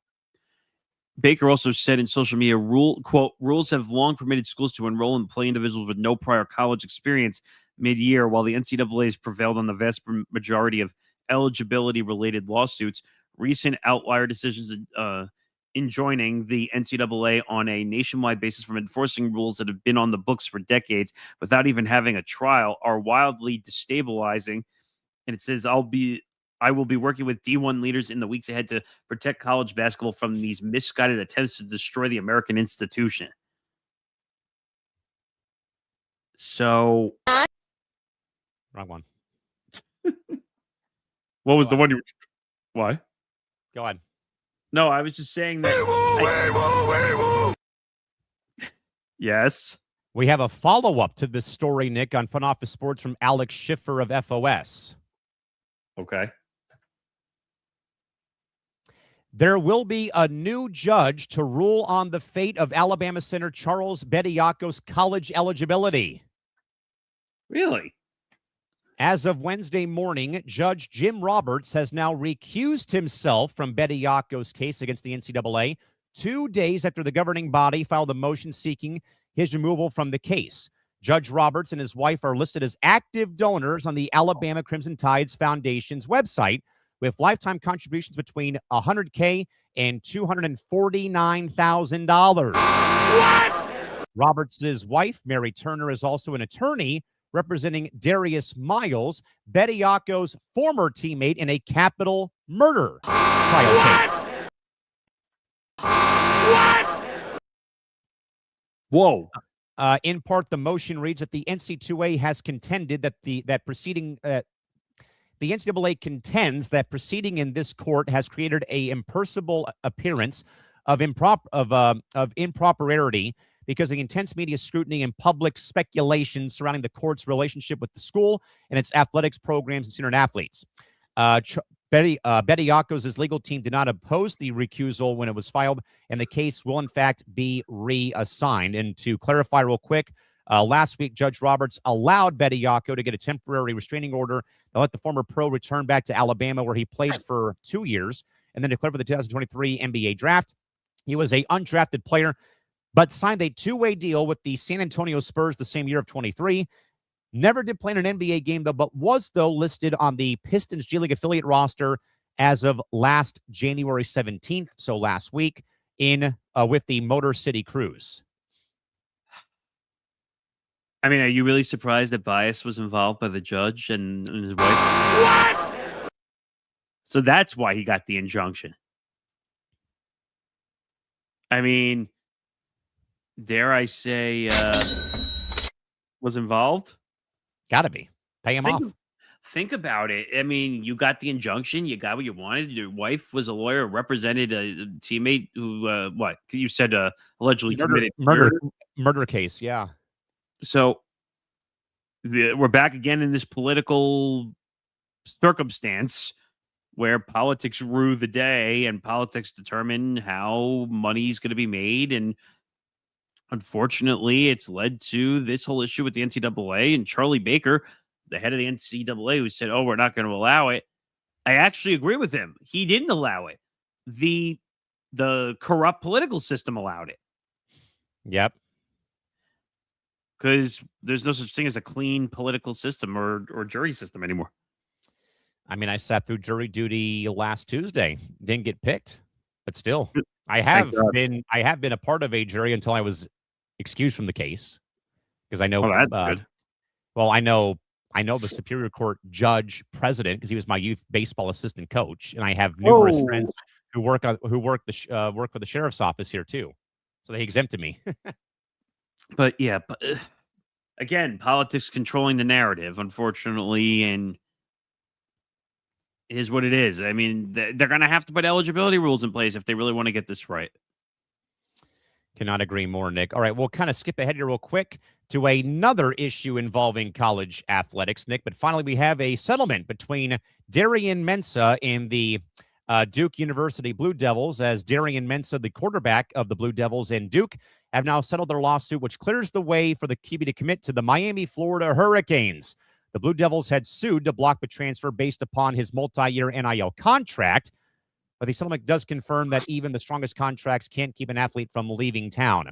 Nick, now that Mensah has successfully fought his way to Miami, are NIL contracts effectively useless for schools trying to retain talent in the new age of the portal and NIL eras? What's the point of having a contract if you're able to break it and get out and go somewhere else? Yep. I mean, if you signed a deal, first of all, if I was Duke and you're putting this money in and you say, "Hey, we'll give you a 2-year deal," I think is what his NIL contract was.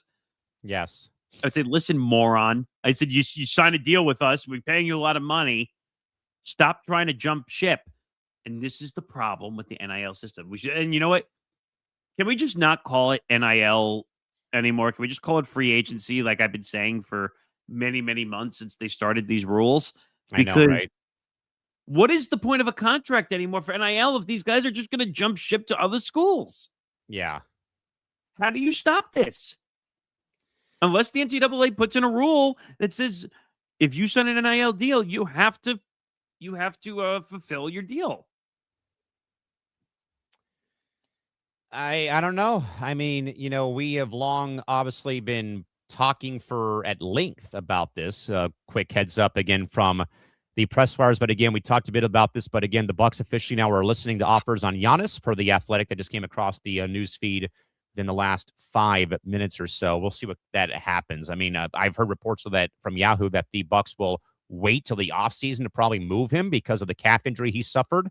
Poor guy. I mean, 31 years old, having all these calf problems. But again, that's some developing story, I should say, hot off the press here on PR. Again, Nick, I don't know. I mean, I mean, this is becoming more and more complicated by the passing day, week, month, hour, minute, and second with this whole entire era. I think that finally college basketball got it right. As we long said, the portal can't be open while we're in the middle of a season. Like it needs to be, like it can be open for 30 days, 15 days, a week, 7 days, 10 days, or 120 days, but only after the season actually ends. Not when your team's season ends, when the full season concludes. And I think that's what's getting lost in translation. Again, bravo to college basketball. Again, I think they have now shortened the window, and now it's directly after both the men's and women's basketball national champions are crowned. but there's still no right way, I think, Nick, and this is just gonna keep happening every year for the next decade, it feels like, at this rate with where we're at. But again, the NCAA does not have an answer to fix this issue. Like, okay, so you put in NIL so these guys can make money, but if they're signing deals and trying to get out from under them, though, They basically are. well, I thought last time I checked, when you sign a deal, it's a legal document, right? Like, Yes. so if you're signing a legal document, you shouldn't be able to force your way out. And I think, if I'm not mistaken, he committed to Miami before getting out of his deal. Yes. Shouldn't it be the opposite? Shouldn't you get out of the deal first and then you go commit to another school? I mean, you would think, right? First of all, at first I was for this NIL stuff because players were being undervalued, and most people don't know, but the NIL thing started because of the video games, because their names were being licensed and used in games, and they were not given any value back in return. And a great plug for next Friday, our next episode of Benchmarks. We talk about, not Benchmarks, but Small Market Edition. I talk about Reggie Bush. Oh, with that whole issue with the agent and all that stuff, and how he lost his Heisman. But Yes. But in my opinion, I would just say F you to the NIL stuff right.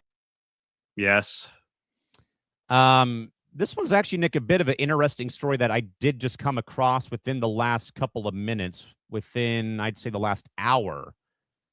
A third Major League Baseball team is now being sued over junk fees per FOS, but the Giants are now accused of charging hidden junk fees that illegally inflated ticket cost and were not disclosed until checkout, which now marks the third Major League franchise behind the Nationals and the Red Sox to be sued over similar allegations in the past 5 months. This is, again, per Front Office Sports. The proposed class action lawsuit filed in a California state federal courtroom has now alleged that the Giants, along with both the Red Sox and the Nationals, systematically cheated fans out of millions of dollars, ranging over the last few years in the course of many years through false advertising of the ticket prices, per the court filing and per FOS Sports earlier today, with claiming that the class, or it claims that the class includes hundreds of thousands of consumers who were deceived into spending more than advertised for their tickets to a Giants home game. Nick, obviously, we know that Ticketmaster has been in the spotlight for all of this stuff that has happened over the course of the last several years. There's even, I think, a bill out here, I think that has been passed, though, regarding the fact that you cannot add on more fees. You have to give the price of the ticket up front. It can't be at checkout. It can't be this, or it can't be that. So I'll be eager to see, though, Nick, if more teams get sued, though, for these practices, though. Well, you remember the whole Taylor Swift stuff Yes. that happened with the tickets, and that led to, because people were buying up tickets in bulk And then reselling them for like 5 times the amount of money. They were scalping, essentially. Yes. And say, oh, look, if I buy hundreds of thousands of tickets, I could take the price that was, well, already hundreds of dollars as it was already, because Taylor Swift tickets are not cheap, and selling them for hundreds or thousands of dollars, which now they're making it nearby impossible to buy, more than 2 sets of tickets now? I mean, can I be frank for a minute? I do kind of miss the old days of people holding up their signs. I need tickets, and actually doing the deed in the parking lot of the stadium, where you actually gave them the paper tickets. But now, again, with how technology is evolving, can't do that anymore. I know, and I told Nick on late on Tuesday night, early Wednesday morning, that me and a coworker were going to Intuit Dome to watch the Clippers play the Sixers on Monday night. And I was reading to Nick, they make it impossible in a way to get into the damn building because of how, the world has evolved, though, when it comes to, technology. Again, obviously, Ballmer being a Microsoft guru at one point in time. But I mean, everything, though, like I had to set up all this crap to go to the game on Monday. I still am waiting for the tickets to come across the app, though. But I do, Nick, kind of miss those days, though, when people would actually do the deed in the parking lot. Because now, again, it's like virtually impossible because everything is now gone mobile or digital. Well, now you need, like for Major League Baseball, you need the ballpark app. You need the ballpark app. Some teams require the team app. So, like, just for example, let me check my phone because I showed Nick on. Well, I have it right here. Yeah, I have. Well, and for other sports too, like the Ducks have their own Honda Center and Ducks app, for example. That's the only way you can get into the game. So save the tickets to your Apple Wallet. San Diego Wave and SDFC have their own apps for ticketing. I have Access. I've got Ticketmaster. The ballpark app is making you sign in with your MLB.com account now. That's new. And see, I always have to change my flipping password because I forget them half the time because I'm in a rush to get my tickets onto my phone. But you now have to put the tickets, I think, in the ballpark app. I think that, or you can put them down onto your phone's wallet. But it's such a pain. Like, and just remembering your tickets are in your phone. So this is so for Monday, this is what they call the Intuit Dome Clippers identity pass. Oh my God. So this basically acts as your ticket. And by the way, that's the nautical flag era logo of San Diego that they used to have at one point in time. But that's literally ridiculous, though. But it's either you opt in for that or you opt in for the selfie with the facial recognition technology like your boy Dolan has at MSG, for example. But again, they make it though, Nick. And again, I was reading because like I've never been here before. I'm eager to see the dome and root for the former San Diego Clippers of Los Angeles on Monday versus Philadelphia. But like I've been doing a bunch of research and like trying to make sure I'm like prepared to go to this arena for the first time because of just how technologically advanced they have made the building, in Inglewood, and the Clippers actually having their own home arena. But I mean, Nick, I'll be frank, I kind of feel bad for like my parents if they ever go to a game with me because of just how much the sports world is now evolving. And again, I'm all for embracing technology, Nick. We've talked about embracing AI here when it comes to how we generate our scripts. Again, we go and double check, triple check, quadruple check. Again, use it for the right reasons, like coming up with names for shows or segments or for a show rundown, for example. But I mean, I do kind of like feel bad for like my parents, for example, who they aren't as tech savvy. If they ever go to a game with me nowadays, like I have to make sure that I can take care of everything for that. You need a phone. You need a smart device just to get into any stadium you go to now. And frankly, to even take public transportation. Right. But I'm saying like flying or taking the train as you and I do, or what have you. I remember walking into MLB stadiums with paper tickets, but the reason they had to stop doing that is because people were taking the barcodes and trying to resell them, and then people would try to go in and say, "Oh, sorry, it doesn't work." Well, that and then the Rona came around 6 years ago. Oh, by the way, what we got? So more on the NFL Hall of Fame. Oh boy. Former Giants quarterback Eli Manning was not voted into the Pro Football Hall of Fame for the second straight year. What? Two-time Super Bowl MVP unfortunately fell short again for the second straight. What? I mean, I had a feeling he was not going to get in the first year, but I mean, I could have told you that, but still, the guy's won 3 rings. Come on now. Yeah, so I don't know what's going on in Ohio over there, but they are really making this a difficult process for anybody to get into the damn Hall of Fame, it seems like. Yeah, I couldn't tell you. I don't know. Yeah. Yikes. I guess we'll have to see who else doesn't get voted in if more leaks out about who doesn't make the cut. Well, you know. Yeah, by the way, Awful Announcing reports that Jimmy Johnson, legendary former Cowboys head coach, he called the voters assholes and cowards who snubbed Bill Belichick in the Hall of Fame voting process. Not surprising. Hall of Fame legend right there. And then your boy, Skip Bayless, says that Belichick did not deserve to be a first ballot Hall of Famer. Okay. Are we really surprised about that? Of course not. I think he's doing that more for clicks than for what he actually believes in. By the way, Nick, as well, as if we didn't have enough of the issues plaguing the top 25 voting selections for college football, I think you heard the story, too, about the voter who did not vote for Who was it that in college football that kept voting like very weirdly with their top 25? Oh, that woman. What's her name? Oh, I can't remember her name off the top of my head. Forever Power 5 guys would know. But either way, though, Nick, it happened though too with the last segment regarding Charles Bediako. One voter did not put them in the top 25 because of him being on the team. Oh, come on. That has nothing to do with it. Come on, man. That has nothing to do with ranks. This is what I'm talking about. Media bias falling into place. And this is why I don't like the fact that we vote on rankings, whether it's college basketball or college football. If you just do it with records, then media bias doesn't get in the way. Yeah, and then DMAR can go on his soapbox. Well, all wins aren't created equal. The group of five The group of five doesn't need to be in the CFP because no one cares about Mr. Mid-Major in San Diego, for example, when it comes to football or basketball and blah, blah, blah, blah, blah. I can give you one small argument for that. I'm not defending it, but I can give you one small argument that some of those teams have no business being. They may not have any business, but they earn the right to get there, sadly. Yes, it may be 75-0, but they still should get the chance to play against those schools. But some of these teams were not even at 500. Doesn't matter to me. Put them in. I don't know. I mean, the whole Notre Dame thing, which we talked about with nonsense, with that they are guaranteed a spot if they're in the top 12. That right there is a bad look in general.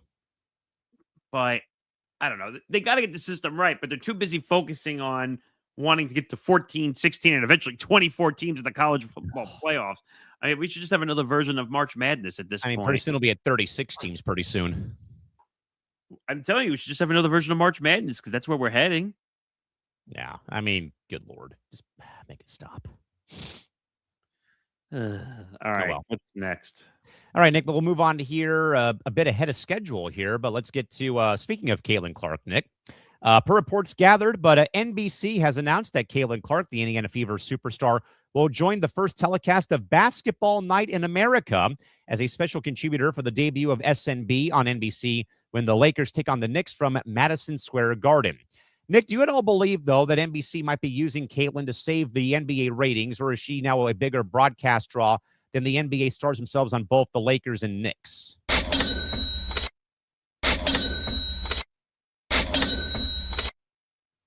That's literally what it is. It's a brand market draw.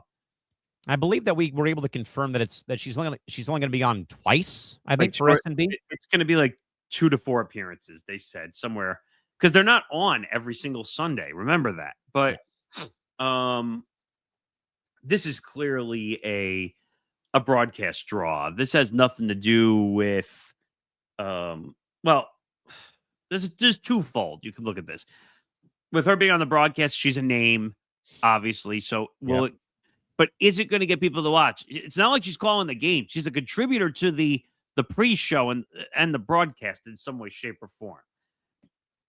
If she was in the booth helping to call the game, that might change whether the ratings would be to spike it, because then people would want to watch Caitlin Clark in the booth calling NBA games. That would be insane. But this is just to put another, like how they put a bunch of former players in a studio, like for Prime Video for the NBA, or what they're doing for NBC, or what they do for ESPN, where they put all these former players. It's just another name draw for the studio show. Yeah, I mean, I think she can provide some good insight, though. I think she'll be working with Maria and the rest of the NBC crew. I think they'll be on site, I think, for those first 2 SNB podcasts. No, they're always on site. That was, I think they wanted to do that to actually be on site for the games now, especially with the NFL season being over, so she has no other conflicting schedules going into the summer, if there is a season for the WNBA. But because I think this is also a test because of the W coming to NBC soon, if it does. About their coverage, maybe? Well, about their coverage. And if she's great as a broadcaster, she can be like, because you're seeing this a lot now with platforms where they're taking current players. Hello, Damian. I was going to say Kyle Lowry in Prime Video, I think, comes to mind, right? I think Dame also, if I'm not mistaken. But I think so. But yeah, they're current players that are taking part in the media.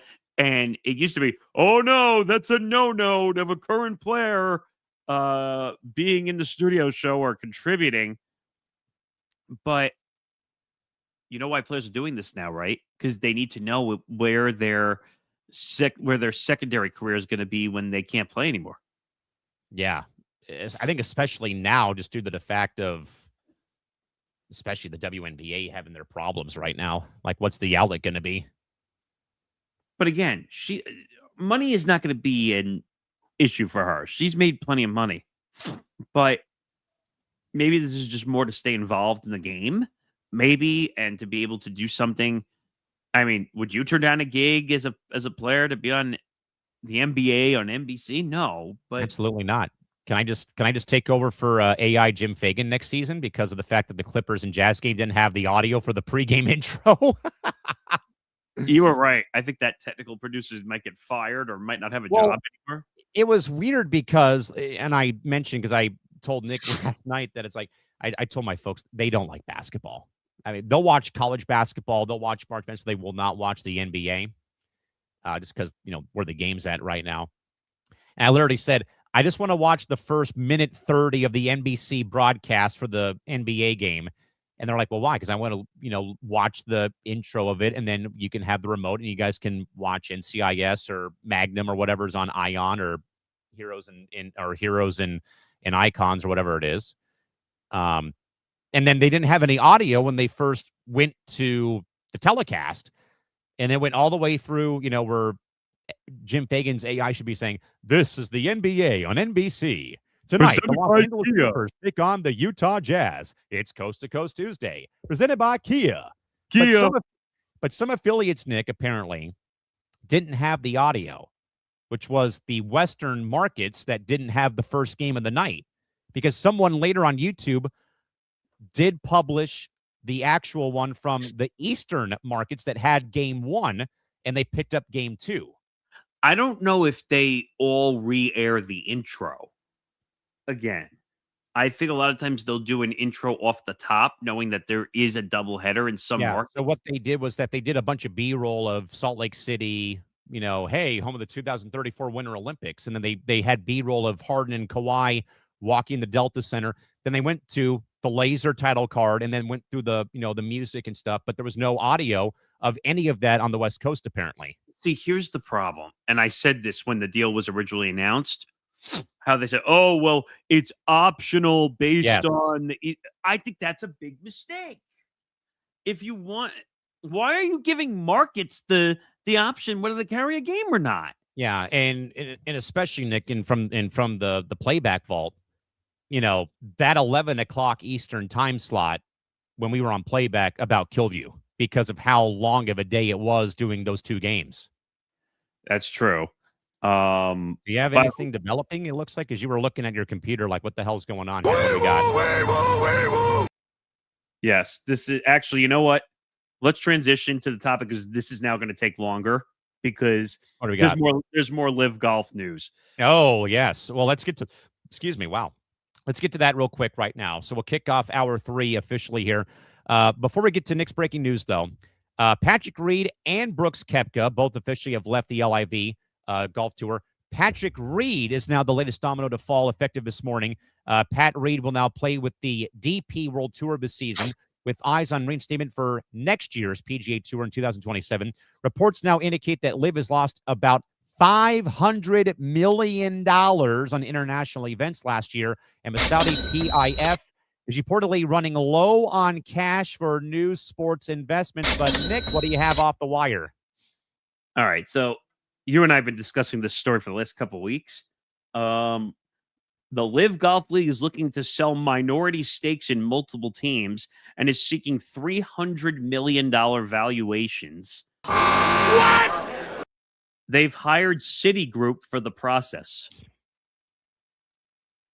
I mean, if this were me, this is, I think we need to say this about LIV right now.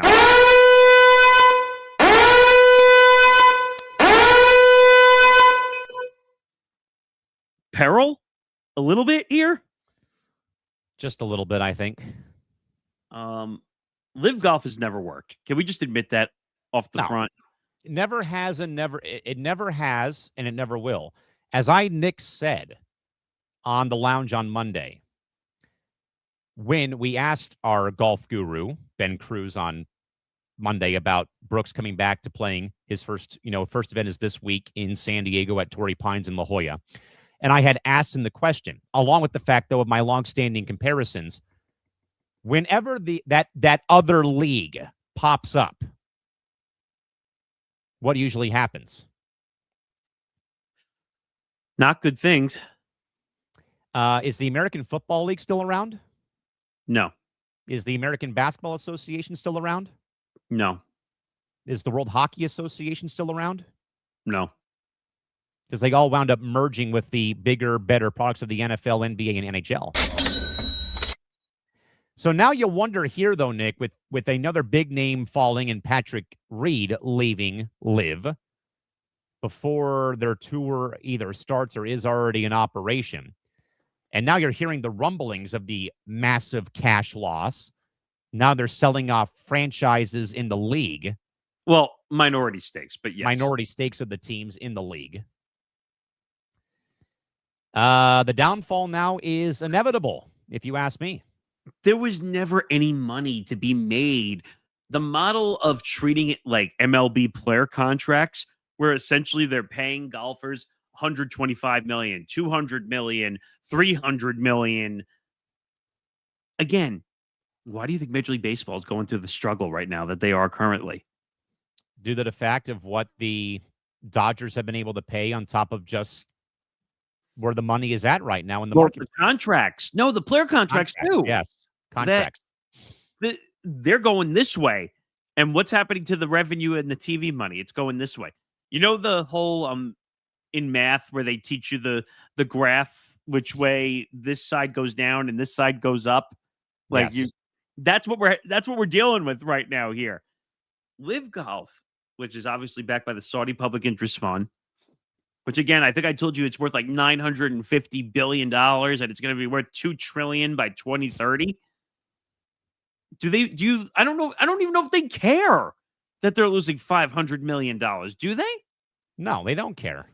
It's chump change. But you would think they'd have to cut their losses at some point, right? Because $500 million is a lot of money to lose. Just saying. It is. But this whole let's give golfers contracts and money up front, and then they're playing for $20 million prize funds. Because you know what they tried to do? And business never works this way. When what happens when you throw money at something long enough? It doesn't work out usually. Because you could only throw money at something for so long. If you're not good at business and all you're doing is throwing money at something, eventually it's going to fail. Eventually you're going to end up bankrupt. Eventually you're going to end up in the red. Live Golf never worked. The problem is it had the reputation of the Saudi Public Interest Fund behind it. So they had tried to put it on CW. It didn't work. Oh, God, that was a nightmare. Now they're on Fox and Fox Business News and all this. FS1. By the way, ironically, thinking back to full circle, the politicking of it, too, being on Fox Sports. Yep. This is a problem. That's why you saw Brooks Koepka jump ship. That's why you're seeing Patrick Reed jump ship. And then you have idiots like Bryson DeChambeau, who said, well, I don't need to go back to the PGA Tour because I have my YouTube leverage that I can use. So I guess, Nick, with two of it, so I guess, Nick, the question at hand is, with two of the biggest villains heading back to the traditional tour, are we now witnessing the beginning of the end for LIV as a viable entity? I say yes. Where do I sign up? I think it's already happened. If you want my actual opinion of it, I think that agrees. I think Liv is already doomed because of all the money. But like I said, there's so much freaking money involved that they're just going to keep throwing money at it, and they're going to keep giving these players money. But I found it interesting. Patrick Reed came out and said the negotiations didn't go well, so that's why he's going back. Now, he's taking a gap year to play on the DP World Tour. Yeah, the DP, yeah. And the PGA is going to reinstate him in 27. I think is what the report said. Now, is he going to have to pay the dumb penalties too? I think everyone that did will have to pay those penalties. So why were only 4 players allotted this? They had like those weird those weird things, like you had to be this, you had to do this, you had to do that, stuff of that caliber. You know that doesn't add up, right? Not at all. Live Golf has been a complete effing failure. Okay? And you can only throw so much money at a situation until it completely tumbles. It reminds me of the milk crate challenge when people were running across. Yes. Like the Live Golf is the milk crate challenge, where Yes. you think you're smarter, you're outsmarting everybody, that you can run across the milk crates, but what you don't realize is that it's impossible, and then you fall down and bust your ass and hope you don't break something. Correct. That's Live Golf, essentially. All right, Nick, let's get to hour 3. We're going to divert away to a story that we've been following for a bit, but now we can finally put a nail in the coffin for this one, Nick. Of course, this is the very out of bounds, really out of control manhunt for former Canadian snowboarder Ryan Wedding, 44 years old, who was on the FBI's top 10 most wanted list, had voluntarily surrendered at the U.S. Embassy in Mexico on Thursday, per a social media post from Mexican Security Minister Omar Garcia Harfuch. He had been believed to be hiding in Mexico for over 10 years, according to a post from FBI Director Mr. Kash Patel.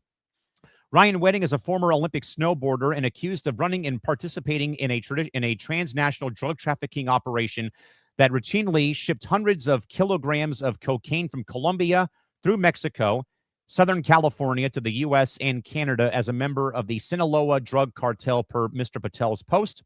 Wedding did compete for Canada in the O2 Olympic Games in Salt Lake City, where he was 24th overall in the parallel giant slalom event. His initial court appearance will take place on Monday in a L.A., California federal courtroom. 2 years ago, both Wedding and Andrew Clark, second in command, were charged with running a criminal enterprise, committing murder in connection with that enterprise, and conspiring to possess, distribute, and also export cocaine. That September, those charges were augmented in an indictment that accused both Wedding and Clark and 14 other defendants of attempted murder, and alleging that they arranged the shipment of roughly 60 tons of cocaine through the countries of Colombia, Mexico, California, and Canada with long-haul semi-trucks. Back in March of this year, back in March of last year, I should say, Wedding was added to the top 10 most wanted list by the FBI, with the federal government offering a $10 million reward for information that could lead to his arrest. Back in November of last year, a federal grand jury indictment was unsealed, charging him and others the same day that 10 defendants accused of being involved in the enterprise were in fact arrested. In total, 36 people have been arrested for their alleged roles in the drug trafficking organization. Akil Davis, the assistant director in charge of the FBI's Los Angeles field office, said during a Friday press conference. Mr. Davis also noted in part that the FBI, in partnership with other law enforcement agencies, including in Canada and Mexico, have seized mountains of drugs, plus cash, weapons, a Mercedes-Benz, dozens of motorcycles, valuable artwork, and jewelry as part of their overall investigation. There are still defendants on the run, Davis said, and the government is offering $2 million rewards for information leading to additional arrest. Nick, obviously, we had kind of talked about this a little bit in a small capacity in passing a few weeks ago, but now here, finally, Ryan Wedding finally voluntarily surrendering for his role in this ongoing scheme involving cocaine and smuggling drugs. Okay, so I have a lot of questions here. Did he have like a fall from grace as an Olympian? You would assume so, right? With this kind of an ordeal involving that and involving Was he a good Olympian? I don't even know. I mean, he finished 24th in O2. That's it? Yep. I mean, it is a lot of pressure to be an Olympic athlete. Let's not. 1,000%. But a lot of these people have to have jobs in between, because you only compete every 4 years. Yes. So, man, I could take this a whole lot of directions. Because I'm reading the story myself. Like, It says that he was described as a modern day iteration of Pablo Escobar. Yes. And it says that he had four different aliases. Is that how effed up his life has become? I mean, you would think, right? It sure seems that way. I mean, and more importantly, Nick, I have been to Sinaloa, Mexico, which is where Culiacan and Mazatlan are located. And of course, Culiacan was also known for being the home Mexican state of Julio Urias, the former disgraced Dodgers pitcher, who again had the numerous sexual assault charges after his domestic abuse. And we were there for a baseball tournament, and the lead guy in charge of the Mexican Baseball Federation literally had to tell the cartels, no violence. We've got the whole world coming here for a week and a half. We need to, clean up our image in a way. But I mean, I tell you, man, you get on the bus, you've got armored guards with loaded AK-47s in front of the bus, behind the bus, and on the corners of the hotel. Wait, for you guys going? Yes. Yeah, it was surreal going to and from the ballpark every game day. Wait a minute. Okay, now I have a whole heck of a lot of other questions now. So, how old were you, first of all? 7th grade, 2007. 7th grade? First of all, was this even safe? They ruled it safe, and thankfully it was. Like, nothing happened, thankfully, due to the fact of, some strings got pulled politically, if not within, the cartels. I'm sure you heard of the Arellano Felix family, who was notorious down in Sinaloa. But I mean, it was very surreal going there. But I mean, nothing went wrong. Every game that was played was sold out. All the games were on local television down there. Same thing happened 3 years later when we went back there. We went to a different city, Mazatlan, Mexico, which is the same latitude and longitude as Honolulu. So we were in like a tropical spot. Same ordeal though. Like this was a more laid back part of the state. But I mean, trust me though, going there and having to see Mexican army soldiers holding loaded weapons though in front of your bus, behind the bus, and on the corners of the hotel was just because all the teams were staying there, not just the American teams, but Japan, Italy, Mexico, Australia, all the nations who came. How long were you there? About a week and a half. Did you sleep? Oh yeah, we did. You were able to? Yeah. I certainly wouldn't have. Yeah, no, I mean, nothing broke out, though, but definitely you wonder, though, did Ryan Wedding have a fall from grace, though, when he got hooked up with the wrong people being in Mexico? I mean, does this go back to a situation where it's like the gambling ring we talked about? I know it's not the same thing, but like you just have too many connections and too much power, and you start doing things that are way below the belt, so to speak. Yeah, I mean, it wouldn't surprise me, and I mean, especially when you get named to be on the FBI's top 10 most wanted list. Sheesh. Well, we talked about this, a month or two ago when it first kind of sensed it, and like he just seemed like a bad dude in general. Yeah. And I think you said Kingpin, right? Because I remember hearing that from the original story. And it says last year the FBI released photos of Wedding's motorcycle collection. Yes. They seized in Mexico. It was worth about $40 million. How much freaking drugs are you selling that you have a motorcycle collection worth over $40 million?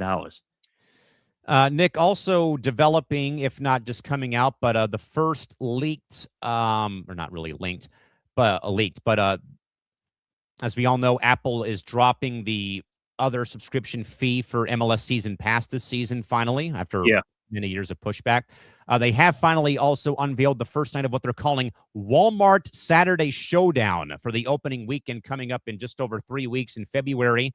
The weekend will be highlighted by the defending champions of Inter Miami CF playing LAFC at the LA Memorial Coliseum because of how big of a draw it will be for the opening game.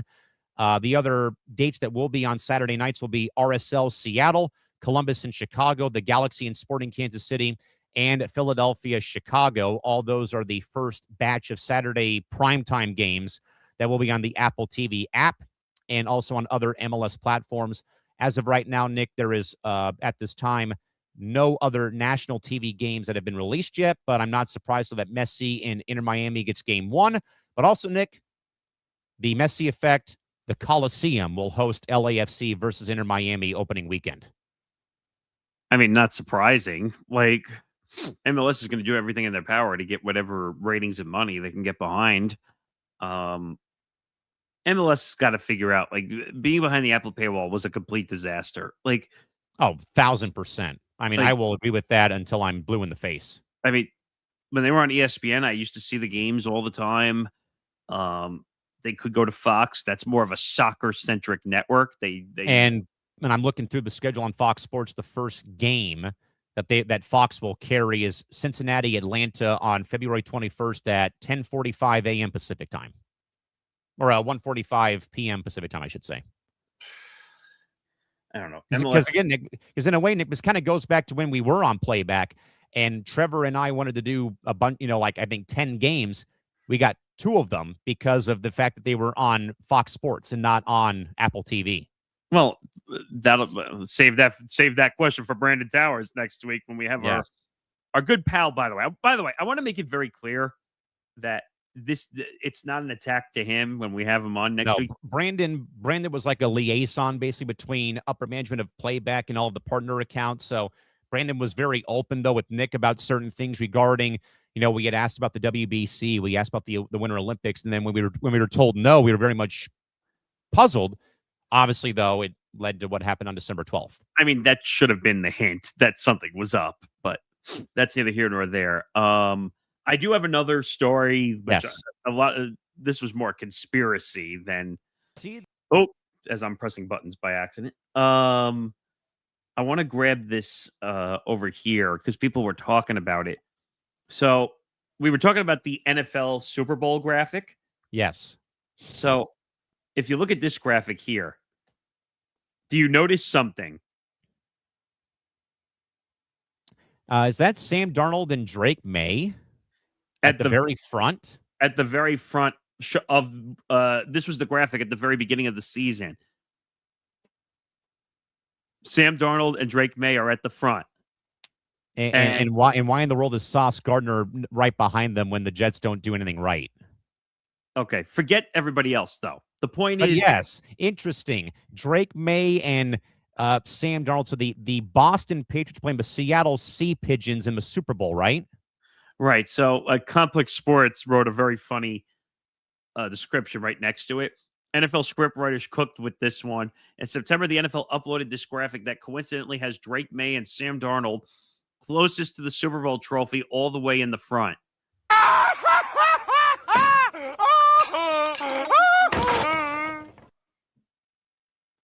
Now, this is about as conspiratorial as it gets.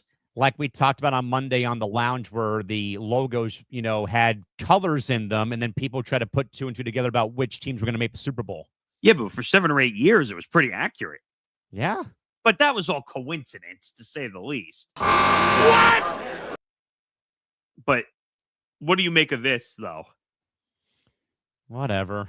It's stupid, right? It's conspiratorial. It's but it is funny, though, that Sam Darnold and Drake May are the ones that are... It is pretty funny, but it's also stupid.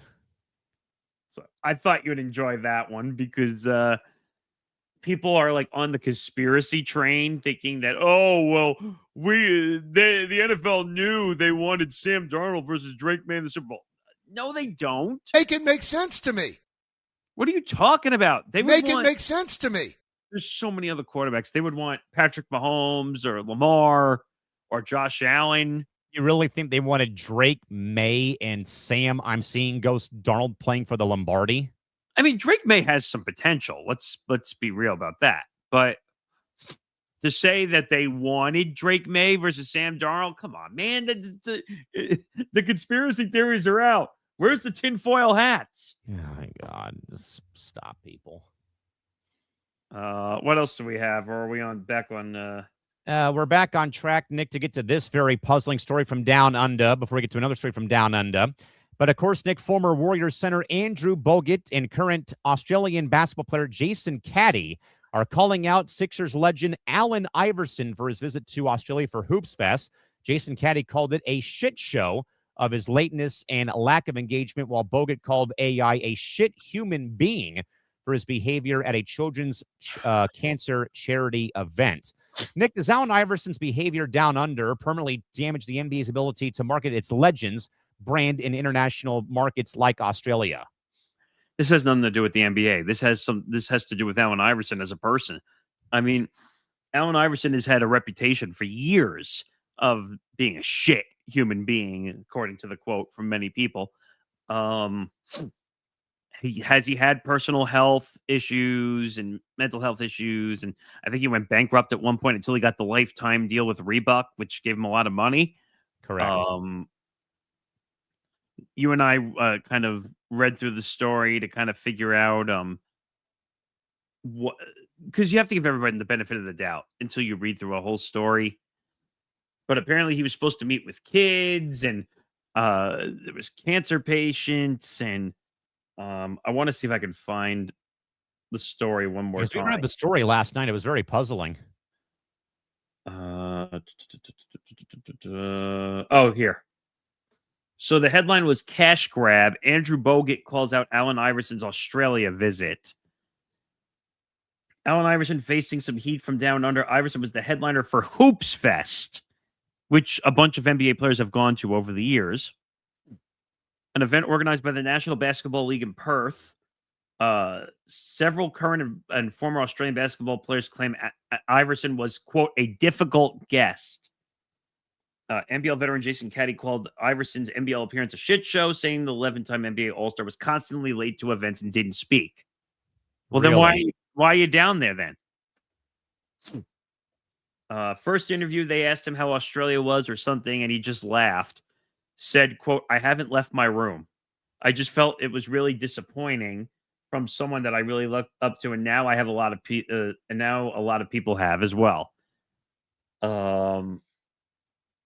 Two-time NBL MVP Chris Ansay, who played 3 years in the NBA for the Mavericks and the Bulls, said Iverson also no-showed a fan event in Perth filled with children, including some who flew 5 hours from Sydney. What?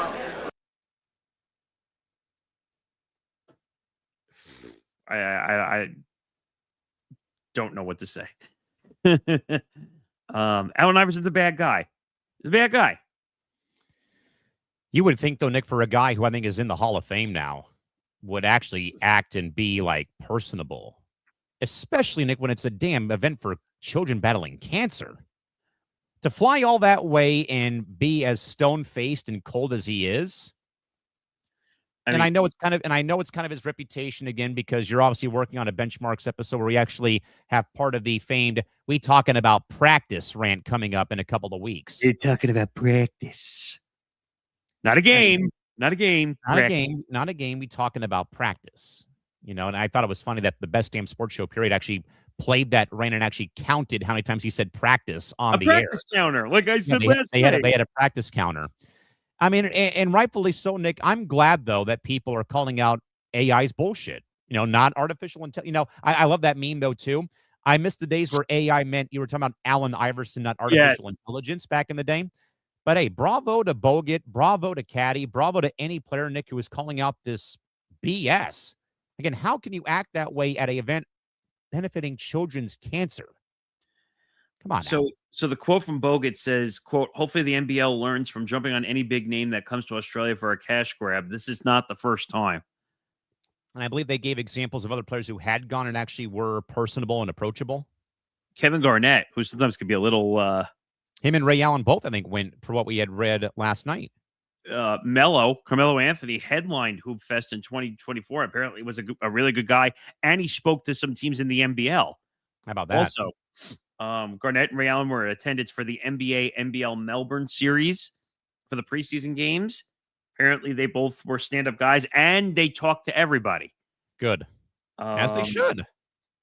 A Reddit user also claimed that Iverson attended another charity event for kids battling cancer in Melbourne, which is about a 4-hour flight from Perth, on January 22nd. The user said Iverson did not speak to the kids or sign any merchandise. He took photos with the children, but kept, quote, his hands in his pockets and did not smile. Oh, my Lord, man. Come on, dude. Be better. Like, I get it. Like, athletes sometimes are not the most personable people because they don't know any better. Because from a young age, what are they? They're being trained to be an athlete nonstop, 24/7. But Yeah, you could still have some kind of personality, though. you would think, I don't know. It's a bad look. Allen Iverson will always be a Hall of Famer and a really good player, but as a human being, a shit show. No pun intended. I mean, if Ryan Leaf had his way, then AI would not be in the Hall of Fame because of how he acted at a charity event for kids in Australia. Okay, but what do we say? The Hall of Fame is not the Hall of what is that dumb saying they say all the time? Hall of Good. Yes, the Hall of Good. Well, that's what Major League Baseball tries to do, right? Where exactly. Well, oh, sorry, you had one bad incident. We're the Hall of Good. You can't be in. The NFL's not the Hall of Good. They put assholes into the Hall of Fame and they get in. Yeah. I mean, there is some assholes in the MLB Hall of Fame too. I mean, you have David Ortiz, who's a cheater. Yep. I'm sure there's more people in the Hall of Fame who were cheaters. Yeah, before it became a big thing with steroids. So any Hall of Fame is not the Hall of Good, even though they try to act that way. You also have to remember one other thing. Hall of Fames are not usually associated with the leagues. Correct. They're not. Because if they were associated with the leagues, you don't think they would tell the Hall of Fames to knock it off the way they do the voting and stuff? For sure. 1,000%. They don't want to be responsible and pay for the Hall of Fame stuff, though. There you go. So, it is what it is. It is what it is. All right, Nick, we are still way clear of our scheduled time frame right now, but we are, though, Nick, debuting a new segment today. That, of course, Nick, is going to be called, what we're calling, if I can get my banners to work here, because they don't want to work now all of a sudden.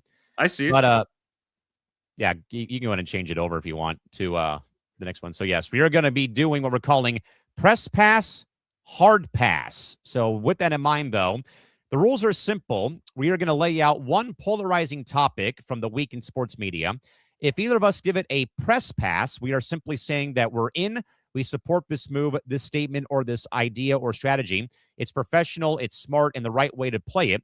But if we go hard pass, we're saying, no way, this is a miss, a mistake, or a total disaster. It's either unprofessional, ill-timed, or just flat out wrong. There is no middle ground, and no maybe next week. You either punch the ticket or you shred it. And, of course, Nick, the main topic, though, and we have talked over the past couple days in the evening, due to the nature of the Australian Open right now. Nick, we are going to be debating Amanda Anisimova calling political questions at the Australian Open clickbait and simply not relevant. Now, Nick, I think you could probably add more backstory to this with what has gone on, though, with the Australian Open and mainly the American players down under in Melbourne right now at this time. Well, this incident is a unique one because, again, it's a tennis major in Australia. International events are treated way differently than the ones in the U.S. Sporting events are treated way different in the U.S. There's a lot of directions we could go with this. So I don't know which direction you really want to go with it, but maybe give a bit of background about what has gone on, though, regarding the reporter who has been just all over the place. So the guy's name is what? It's Owen. I'm looking it up right now because I don't remember. I just want to make sure I get the name correct. His name is Owen Lewis. So his name is Owen Lewis. He is a Canadian-based reporter who freelances for The Athletic. And basically, he has been going to the press conferences after the fights, and basically he's been asking about American politics and are you afraid to play under the American flag right now because of all the civil unrest going on in the country? So, Nick, that brings us, though, to this exchange with the said writer and American tennis star Amanda Anisimova, who, again, got knocked out by fellow American Jess Pegula, who, again, also faced the same questioning as much as the rest of them have down in Australia. Nick, let's go and listen to this audio. Oh, this is the one I was going to pull up. Yeah. Yeah. So here is Amanda Anisimova responding to the question regarding the ongoing political issues back home here in the States. Let's have a listen. Hey, Amanda. Congratulations on the win. I've been asking a lot of the American players just how it feels to play under the American flag right now, and I'm curious how you feel. Yeah, I mean, I was born in America, so I'm always proud to represent my country. And yeah, a lot of us are doing really well, and it's great to see a lot of, great athletes on the women's side, on the men's side. So yeah, I feel like we're all doing a great job representing ourselves. Sorry, do you mind if I follow up? Sure. Sorry, just to clarify a little, I mean, sort of in the context of the last year of everything that's been happening in the U.S., does that complicate that feeling at all? Stop. I don't think that's right. Why are you asking that question? It's a freaking tennis event. It's a sports event. Who cares about politics at the time that you're playing in the middle of a tournament? And let's hear Amanda's response. I don't think that's relevant. Hey Amanda, well played. One of the unique things about tennis is. So, Nick, this is not just a Amanda Anisimova issue. Again, we talked about Jess Pegula facing the same scrutiny. Taylor Fritz, Ben Shelton also were plagued by the ongoing questioning about what has gone on here within the last couple of weeks. So, Nick, here is the question for press pass or hard pass.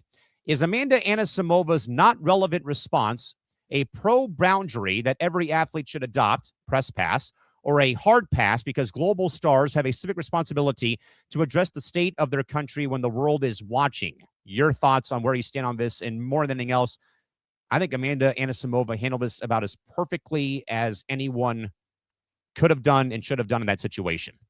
Yes, she handled it very well. I think all the U.S. players, all of them, yes, handled it well. Taylor Fritz, just for context, because he was asked about it too. And I have it if we want to listen to it. We have a lot of time to fill, so we're good. So I thought his response was fairly accurate too. Ignore the source because it's just where the video is. But here's Taylor Fritz talking about it. Hi, Taylor. Congrats on the win. I'm asking all the American players this, and there's a lot happening. Stop. All right. He says the same thing every time. You notice that, right? When he starts his question. Hey, Taylor, congrats on the win. I've been asking all the American players. Okay, right there, you're setting yourself up for failure already. But why isn't you and I should know this, working in media. Why is PR and the communication staff not pulling the mic away from him when you know that this has been already going on? Like, are you not catching the pattern here if you're in PR or the communication staff of the tournament? I mean, in my opinion, the PR person should be fired for allowing all this questioning to go on. And I don't know if you feel the same way about it, but this is the PR's job to stop this bullshit questioning from going on. Correct. And they are simply not doing their job. Now, Nick, let's kind of in a way go back a little bit in the archive. Remember when we heard about Clippers Media Day? Yes. How Ramona Shelburne and fellow writers or radio hosts had even huddled before they were going to talk to Kawhi Leonard at Media Day for the Clippers. Yes. Yep. And how they were asking about the season, his health. But, Nick, the literal second that someone mutters aspiration, the mic is pulled away from them and they say no further questions. So where is that kind of iron fist ruling or iron fist person in this media scrum with any of the American-born players? Why are they sitting on their ass and letting these questions continue to pop up like pimples on prom night? So I just want to point out one differentiation with that, because that was a team-run media situation with the Clippers. This is different because this is tournament-wide, yes. This is tournament-wide, so there is a little bit of a differentiating factor involved in when it comes to the team, which was running the press conference. It wasn't a national network. It wasn't. So the team PR has the right to say, hey, we're done. No more questions, even though I find that wrong every time they do it. But that's censorship, if you really want the full honesty of it. When they Correct. pulled the mic away, now, what do they say about journalism all the time? As long as you're asking legitimate questions about relevant topics, you can't censor journalism or censor the media because they're asking a question. Yes. Now, but people can say, but Nick, Callan, like this guy's technically asking about a relevant topic in the U.S. Yeah, but to go back about 2 hours in the earlier block, does it pertain to the sport, No. or does it pertain to Taylor Fritz's victory? No. In this You're matter. right. No, you're 100% right.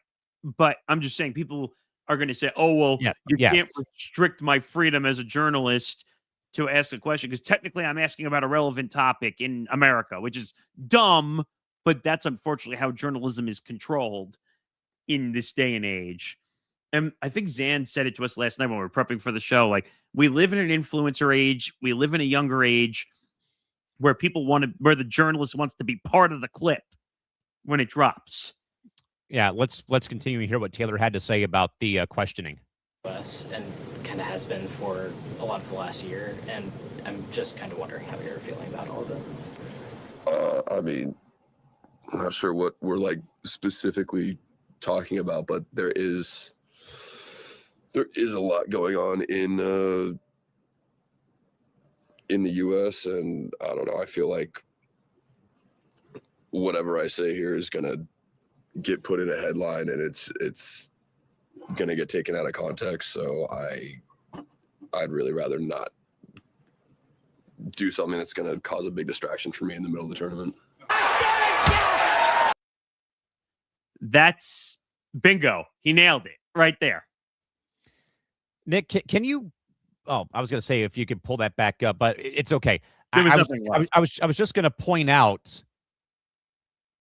Look at how Taylor Fritz though was sitting at that podium. Now, is that from the fact of he just played a grueling match and won, but also because mentally you hear this question like I'm supposed to be talking about a win. I'm moving on. He sounded very much exhausted, like his voice had gotten out probably from all the yelling and hooting and hollering for winning his match. But like you even could kind of tell how he was sitting and then hearing the question, like, I'm really getting asked this question when I just won a match to move on in the tournament. I think it was just an awkward spot at a press conference where you're just like you just said, oh, I just won this grueling match. Now you're putting me on the spot for political takes. I didn't ask for this shit. Like, why this person is allowed to continue to be there? Why they continue to have credentials? First of all, I didn't even know they credentialed freelance journalists. Did you? I mean, I know some teams will, but at like a major event, though, I'm kind of surprised. I know this is bizarre, to say the least. And she went on social media afterwards and said like that it was clickbait, which it is. It was. Yes. It felt like clickbait to me because what are you trying to accomplish at the Australian Open by asking about political situations back in the U.S.? What is what are you trying to accomplish there? With disclaimer, the writer is a Canadian freelance writer for the New York Times, Canadian-based. Correct. Which is weird to even think about that, too. And I think Christie's right, though, Nick, especially since athletes or players usually don't seem to have any interest in answering these questions in general. Right. I don't know. I'm wondering, though, and this goes back again to something that Zan said last night to us, like, because journalists want to be involved in everything now and even being part of the clip, the viral clip. Do you think that the reason The Athletic maybe hasn't stopped the questioning is because they know it's going viral and it's making... Oh, it's got to be. And I think Zan was so spot on last time when he joined us for a bit in the dungeon when we were prepping for the show today. To fuel the ego of the writer, On top of also, hey, we're getting, 1 million views on the content because we're getting all these, controversial questions being asked. Where again, as we said though, in a roundabout way, in hour one, does that have any bearing though on Anisimova winning or losing to Jess Pegula yesterday, No. or how Taylor Fritz and Ben Shelton play? So I guess, Nick, though, to go back to the press pass or hard pass now, was Amanda Anisimova's not relevant response a professional boundary that every athlete should adopt, or is it a hard pass because global stars have a civic responsibility to address the state of their country when the world is watching? No, it's a press pass. Of course I would adopt this strategy. First of all, they don't have to talk politics. I've said this many times throughout the show today that, to be honest, I wish athletes wouldn't talk politics at all during a sports event. And I thought Fritz handled it correctly, and that's why he was 1,000%. That's why I thought Amanda handled it well. Now, maybe you had a bit of a exception, like, did you really have to go and make the dig on social media though too? Like, we get what we got your point though. Well, but that's why I originally asked you for context when you put that question together, because contextually, the way she handled it when she was being asked on the press, she handled it correctly. Perfect. On a social media standpoint, did she really have? She's giving the guy attention by calling it out on social media. That's where I had the problem. Yeah. I mean, I'm giving it a press pass too. I mean, I don't really see how you can't.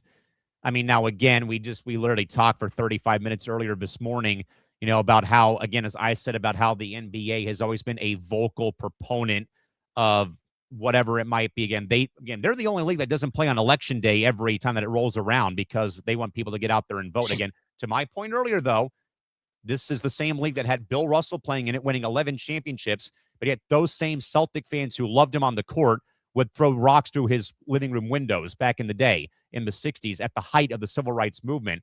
But I think, though, Anisimova is absolutely right to get the press pass. Again, this is not relevant to what just happened. It's a clickbait issue involving the Athletic and the writer. And I think that every American now, Nick, I don't know if you can back me up on this, though. I think Coco Gauff kind of in a way talked about this at length, though, before obviously we talked last night about, the video of her smashing the racket after it was all said and done when she lost, though. Add that to this, because that's part of the media war, too. I mean, and it is part of it, though, because she had believed that she was in a spot without any television cameras or cameras in general, going back to the players' locker room. She went behind a wall that was behind a wall and smashed her racket against a railing, a brick wall, and the floor, the concrete floor. But yet, though, Nick, I think ESPN followed her walk back to the dressing room. Oh, there was a camera back there. I don't know if camera back there, and regardless, Coco Gauff took massive exception to that, as did Serena Williams. Well, wouldn't you? If you think you're in a private spot and you have no idea. There was also a video I saw this morning of another player on the women's side who also thought she was in a safe area to break her. Svitek. Yeah, she same thing. Same thing, and she got caught on another camera somewhere in the building. I think it was Igor. I think so. But either way, she comes off the court. She puts her bag down, takes out the racket, and begins to demolish it on the floor. Where, to my point last night, Nick, I swear to goodness, if that's your boy McEnroe, if that's any male tennis player, everybody loves it. Oh, I love the fire. I love the intensity. Yeah, it's flicks on him. But the second, though, that Serena does that, oh, you can't act that way. You can't do this. It's not ladylike. Yeah, it's not ladylike. How can you do this? Well, and what did I say to you last night? I said, if you're going to allow it on one side, it's got to be both. You got to be fair. At me. Because, look, and I said this last night, I have no shame saying this now. Men's athletes are treated far better than women athletes are. And I by the way, I did love Serena's response to Coco smashing the racket, by the way. I'm going to pull that up, but well, no, I think it was a response to her husband who quote tweeted that, like, CNN and the New York Times and ESPN and yes, we're making headlines out of it. Here it is. So Alex Ohanian, who's Serena's husband, said, NGL, I love this energy and emotion from Coco Gauff.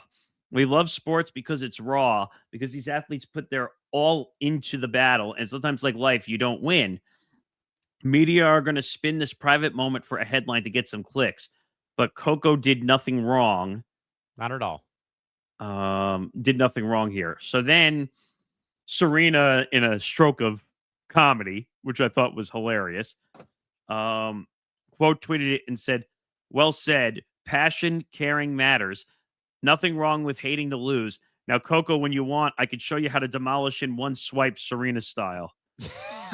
I thought that was great. Well, Serena was the queen of smashing rackets. Like, but at the same time, she was the greatest, in my opinion, one of the greatest women's tennis players of all time. 100%. But why is there a camera in the locker room while she thinks she's in a private spot smashing a racket? And it was behind a wall.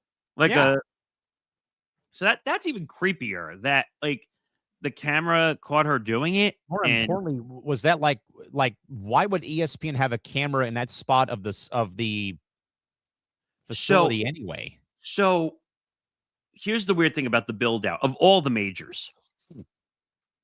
The camera is there in an angle because that's where they walk out onto the court. Yes. But at the same time, the locker room is right within that entrance. Correct. So it's not exactly very well planned. Not at all. So who do you blame for that in that situation? I'm not saying her. I'm saying, do you blame the network?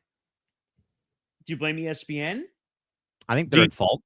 Or do you blame the tennis tournaments because of where the locker rooms are right inside where they go in and off the court? I think both can be cast both ways. That's the problem here.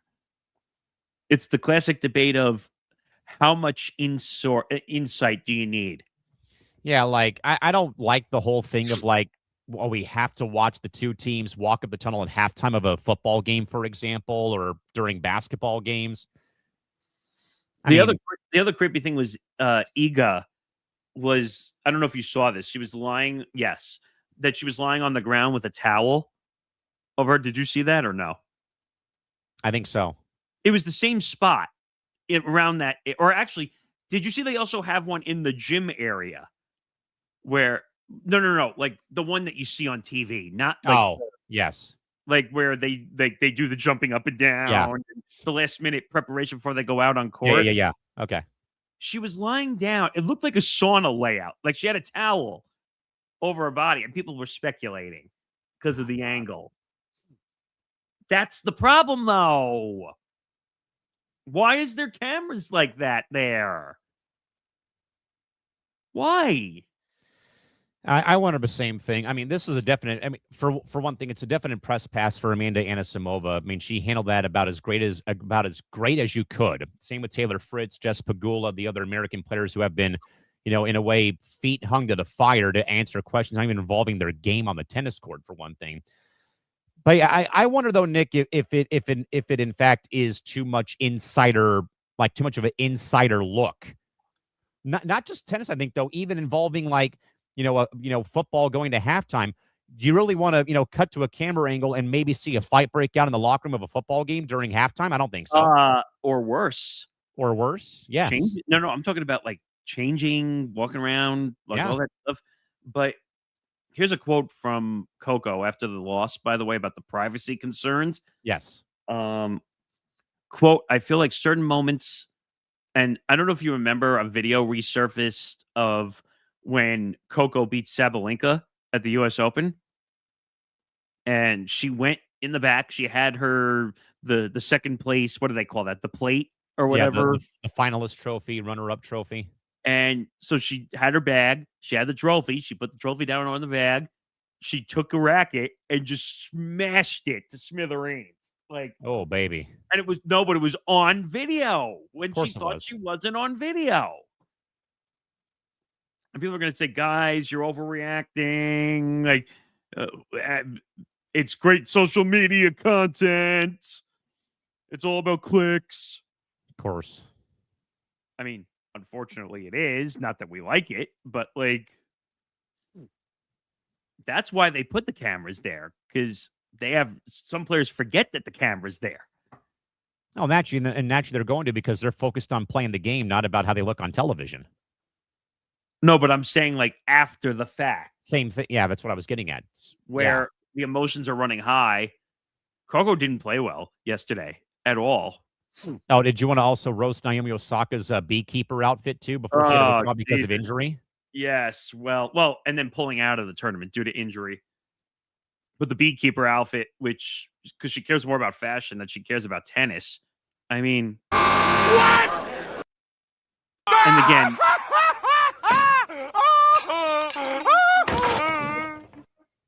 can we not break the merchandise? We need that for lounge at the end of the week. She just stopped talking to Angel Reese's fashion designer, please. Well, I don't think does Angel Reese wears. I've never seen Angel Reese wear a beekeeper outfit before. Oh, I'm sure it's coming eventually. I mean, she likes stealing ideas from people, including her jump shot. But you know what? It's the fashion choice was absurd. That's not meant for a tennis court.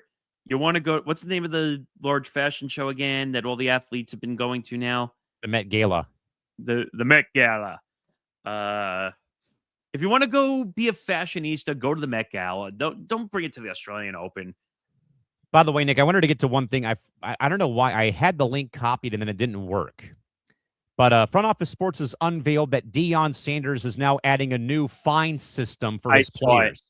I saw it. So for those who haven't seen it, Deion Sanders is ready to fine his Colorado players if they violate team rules. This has to do with the NIL stuff. If they're late to practice, it's a $500 fine. If they no-show, $2,500.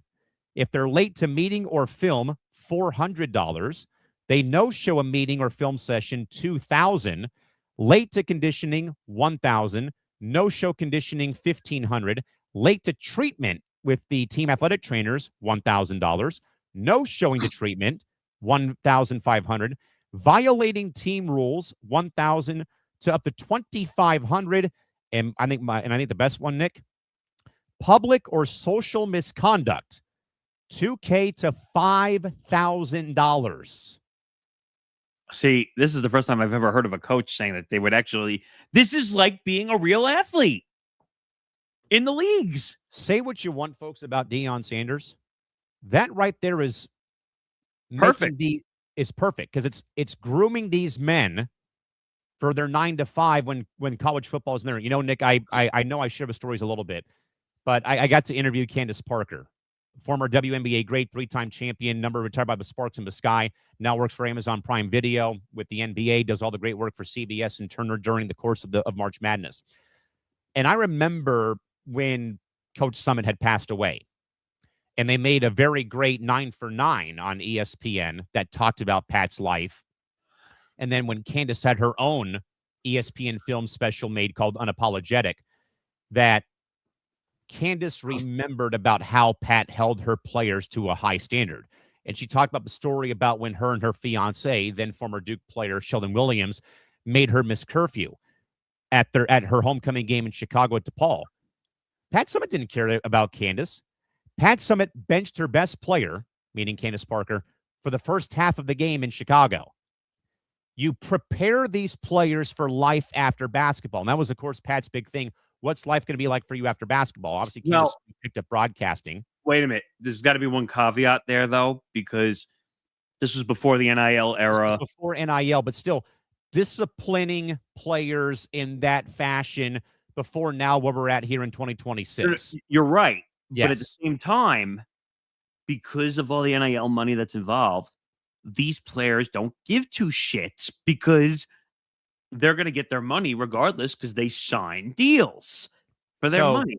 So to tie it into Deion real quick. Now, I think last year Deion had a similar policy where you had to wear a shirt if you were in online classes. No hoods, no tank tops, no workout gear, dress like you're going to be going for a job interview. And I think, Nick, and I think about this now with this new policy that he's enacting. I'm of the belief, though, that Deion Sanders is grooming his players to have a better life than he did, maybe growing up, going through college, going into the pros maybe, and he wants to set up his guys for success and maybe don't do what I did during my career away from the NFL and from Florida State University. I might be wrong on that, but what do you think? I don't know if he can get away with the whole classes thing. Like that they have to, first of all, when you go to classes, you should be able to wear whatever you want. Sorry, that's just the way I feel about it. You want to control the football side of it? Yeah, you're the coach. You're the head coach. You can control all the football activities. You can't control them going to class. No? Right. You're telling them they have to dress for a job interview to go to a class? Well, I mean, not really. Like he's, don't be looking like a slob rolling out of bed, basically. That's a college student, isn't it? Well, he didn't say wear a suit, but at least come looking like you're ready for the day and not rolling off the rack and just putting on clothes. First of all, if you're not wearing a shirt, that's a whole different issue. But that was more for the guys that were doing virtual classes. I still think it's a way to, discipline is, discipline in ways is becoming a lost art in sports, if you ask me. Well, that's true. But I'm all for whatever he has, because you're supposed to set these kids up for success when they're done eventually after 4 years, 8 years, or 15 years in college. Simple as that. I get it. It's just you can't control them in class. You want to control them in football activities, be my guest, because that's your job as a head coach. All right, Nick, ready to fill the time there. Let's get to our press clippings here. 4 more stories for the day. Nick, very cool story for the Olympic Games, despite the ice rink still being shit out of control in Italy. But, of course, Nick, the Kelsey brothers, Travis and Jason, have helped fund Team USA forward, Wisconsin star, and the first black woman to play for Team USA, Layla Edwards, to get the Edwards family to Italy to watch Layla play for Team USA starting on February 11th. Nick, this only came about because the Kelseys and the Edwards are from the same part of Ohio. Obviously, I told you before the show that both Jason and Travis did dabble into hockey when they were kids at one point in time before they went to football. By the way, the Edwards family GoFundMe is still active right now, so they've already reached their goal. But I think anything else still will obviously, help out with, transportation or whatever.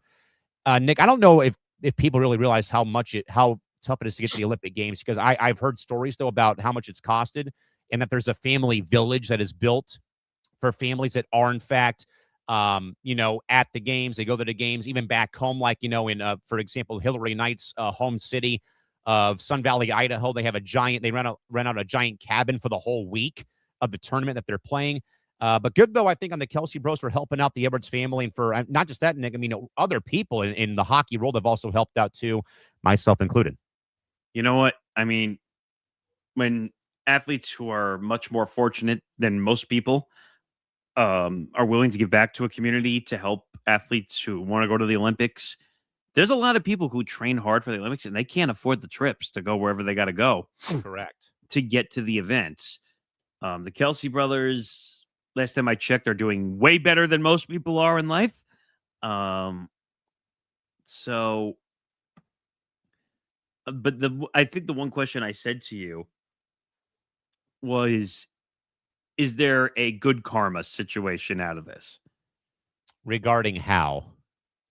Meaning, are they doing it for just good karma generally so they don't look like assholes if they said no? No, I don't think so. Because I think what I remember reading is that the Kelsey brothers and the Edwards family grew up in the same part of Ohio. If that's the case, then yeah, it's totally fine. I don't know if they may have played at one point or I don't know the whole circumstance. I just think it's cool though, because especially Nick, with where especially getting the Olympic Games is very, very tough to do. And Layla has been crushing it though for her whole college career at Wisconsin and now with Team USA.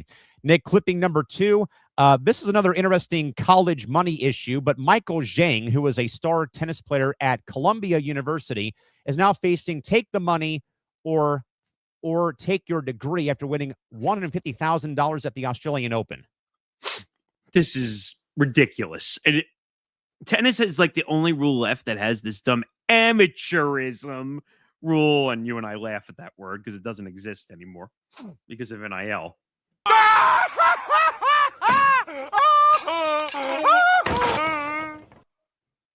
Give the kid his money. He worked his ass off to get to the Australian Open and win a few rounds. Like, that's life-changing money to some of these kids. And you can't accept the prize because, oh, well, the school won't let you finish your degree if you collect prize money.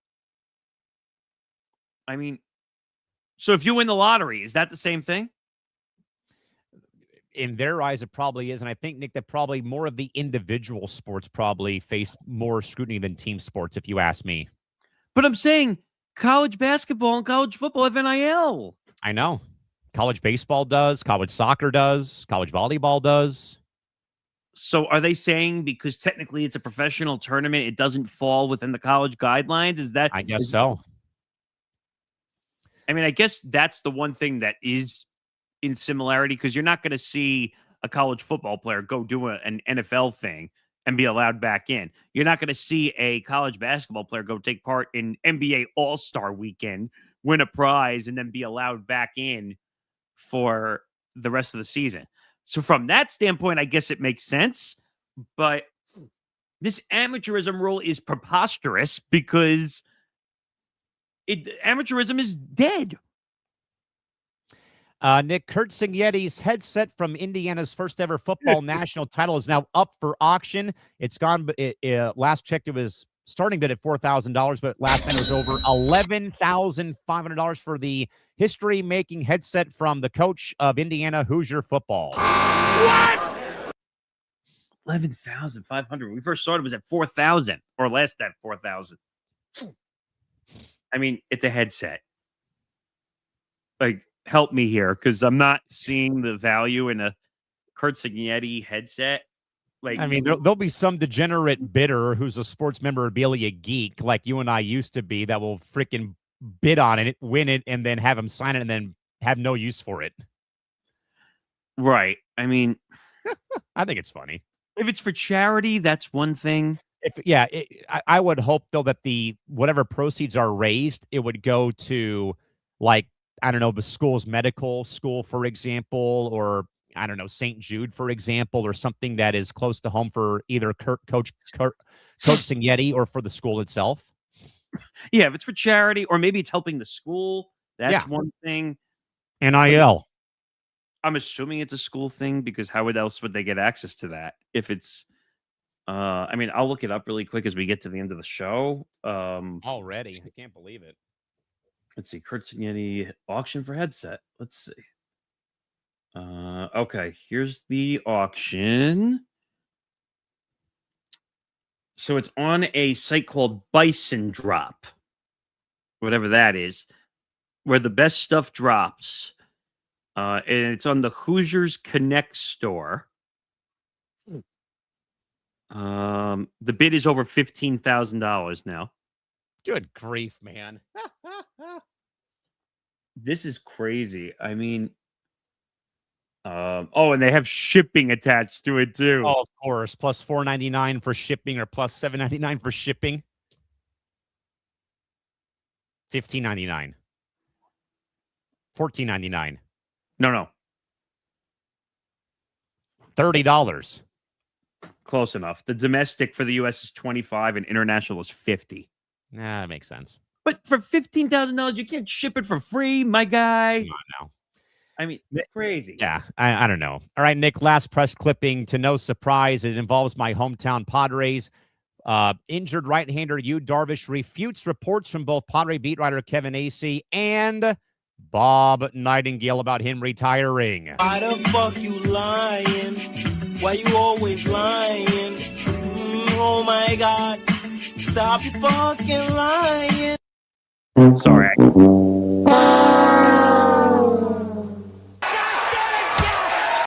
No, please. What? Thank you. Man, between Bob Nightingale, Ken Rosenthal, does anyone like the Padres? I don't think so. I think I'm the only one who does. To Liam's pot shot on Monday, that I'm the only person who cares about the Anaheim Ducks and the San Diego Padres. I think that was more a joke than anything, but this is stupid. Bob has been way off on a lot He's of really stories. bad at his job.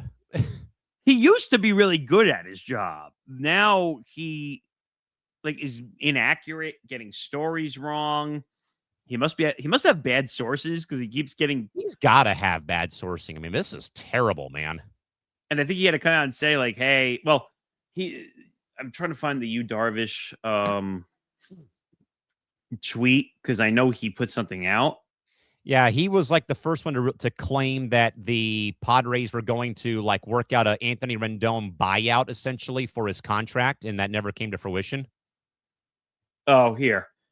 Since there are reports about my retirement, I'll explain briefly.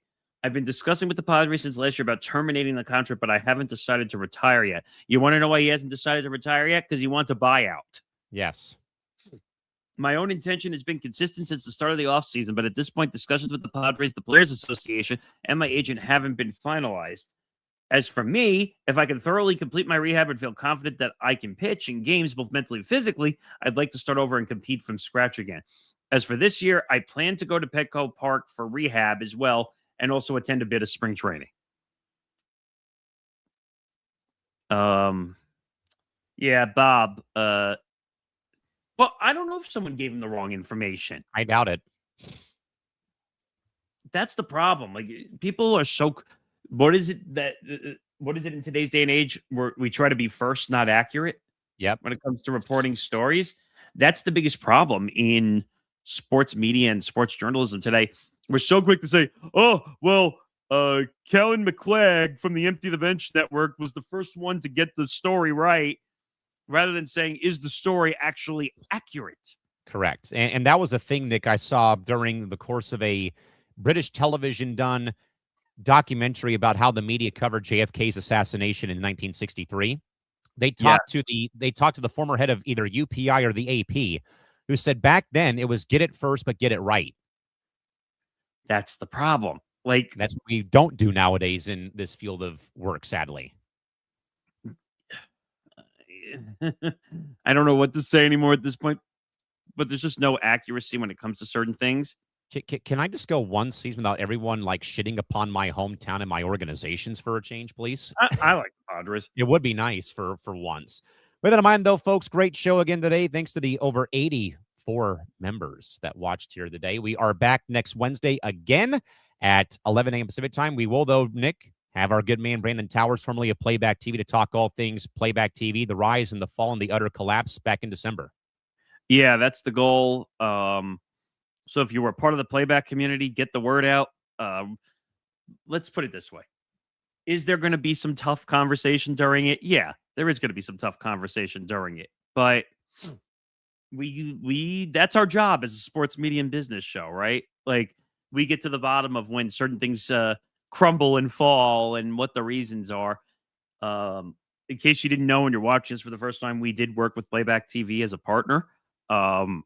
You got to see us watch NBA games, MLB games, NFL, lots, tennis, soccer, baseball, the World Series, the NBA Finals, and then all of a sudden it just closed up shop and died, essentially. Even though they claim they're trying to sell it to another platform, and it has not happened yet. So we'll find out more about that next week. Brandon's a really good guy. A lot of their people are really good people. I've gotten to know a lot of their people. Yes, actually. Their tech guy sat with me for an hour and asked me my opinions about how we could fix the platform. Right. Now, some of it they did. Some of it they probably had some limitation. I'd like to know more about the money situation because I think that's what killed them. What was it? $22 million from Alex Ohanian, and now they don't have any money. And we talked about how maybe they dropped the ball with the Tony Reali around the room. And issue. What about all the different big names they had come do shows? Yeah. We could make a whole list. I mean, Jared Carabas in baseball, Garnett and Pierce doing their podcast on here. There was a rumor that they were going to have a tennis show. It never happened.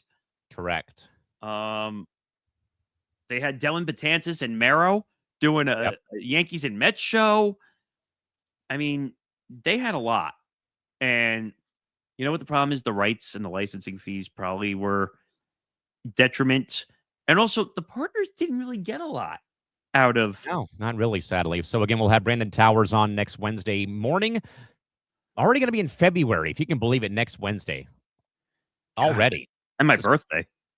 Yeah, day after Nick turns 33 or 32. No, 32? 33. Yep. But again, as a reminder, though, folks, you can also, again, find us on social media. We're at Presto ETB, and, of course, follow ETB. We are at ETB Network on social media, again, Twitter, IG, and TikTok. And, of course, subscribe today, youtube.com/ETB Network. Nick, as always, great to see you. We'll see you again, folks, next week. For Nick Morgasen, I'm Callan McClurg. Have a great rest of your day. We'll see you next Wednesday with Brandon Towers of Playback joining us for a conversation about Playback TV and where things stand, and also to reminisce on the days of Playback TV. We'll see you folks next week. Until then, have a great day and a great rest of your week. Until then, have a good one. Bye-bye. See you later. See you next week.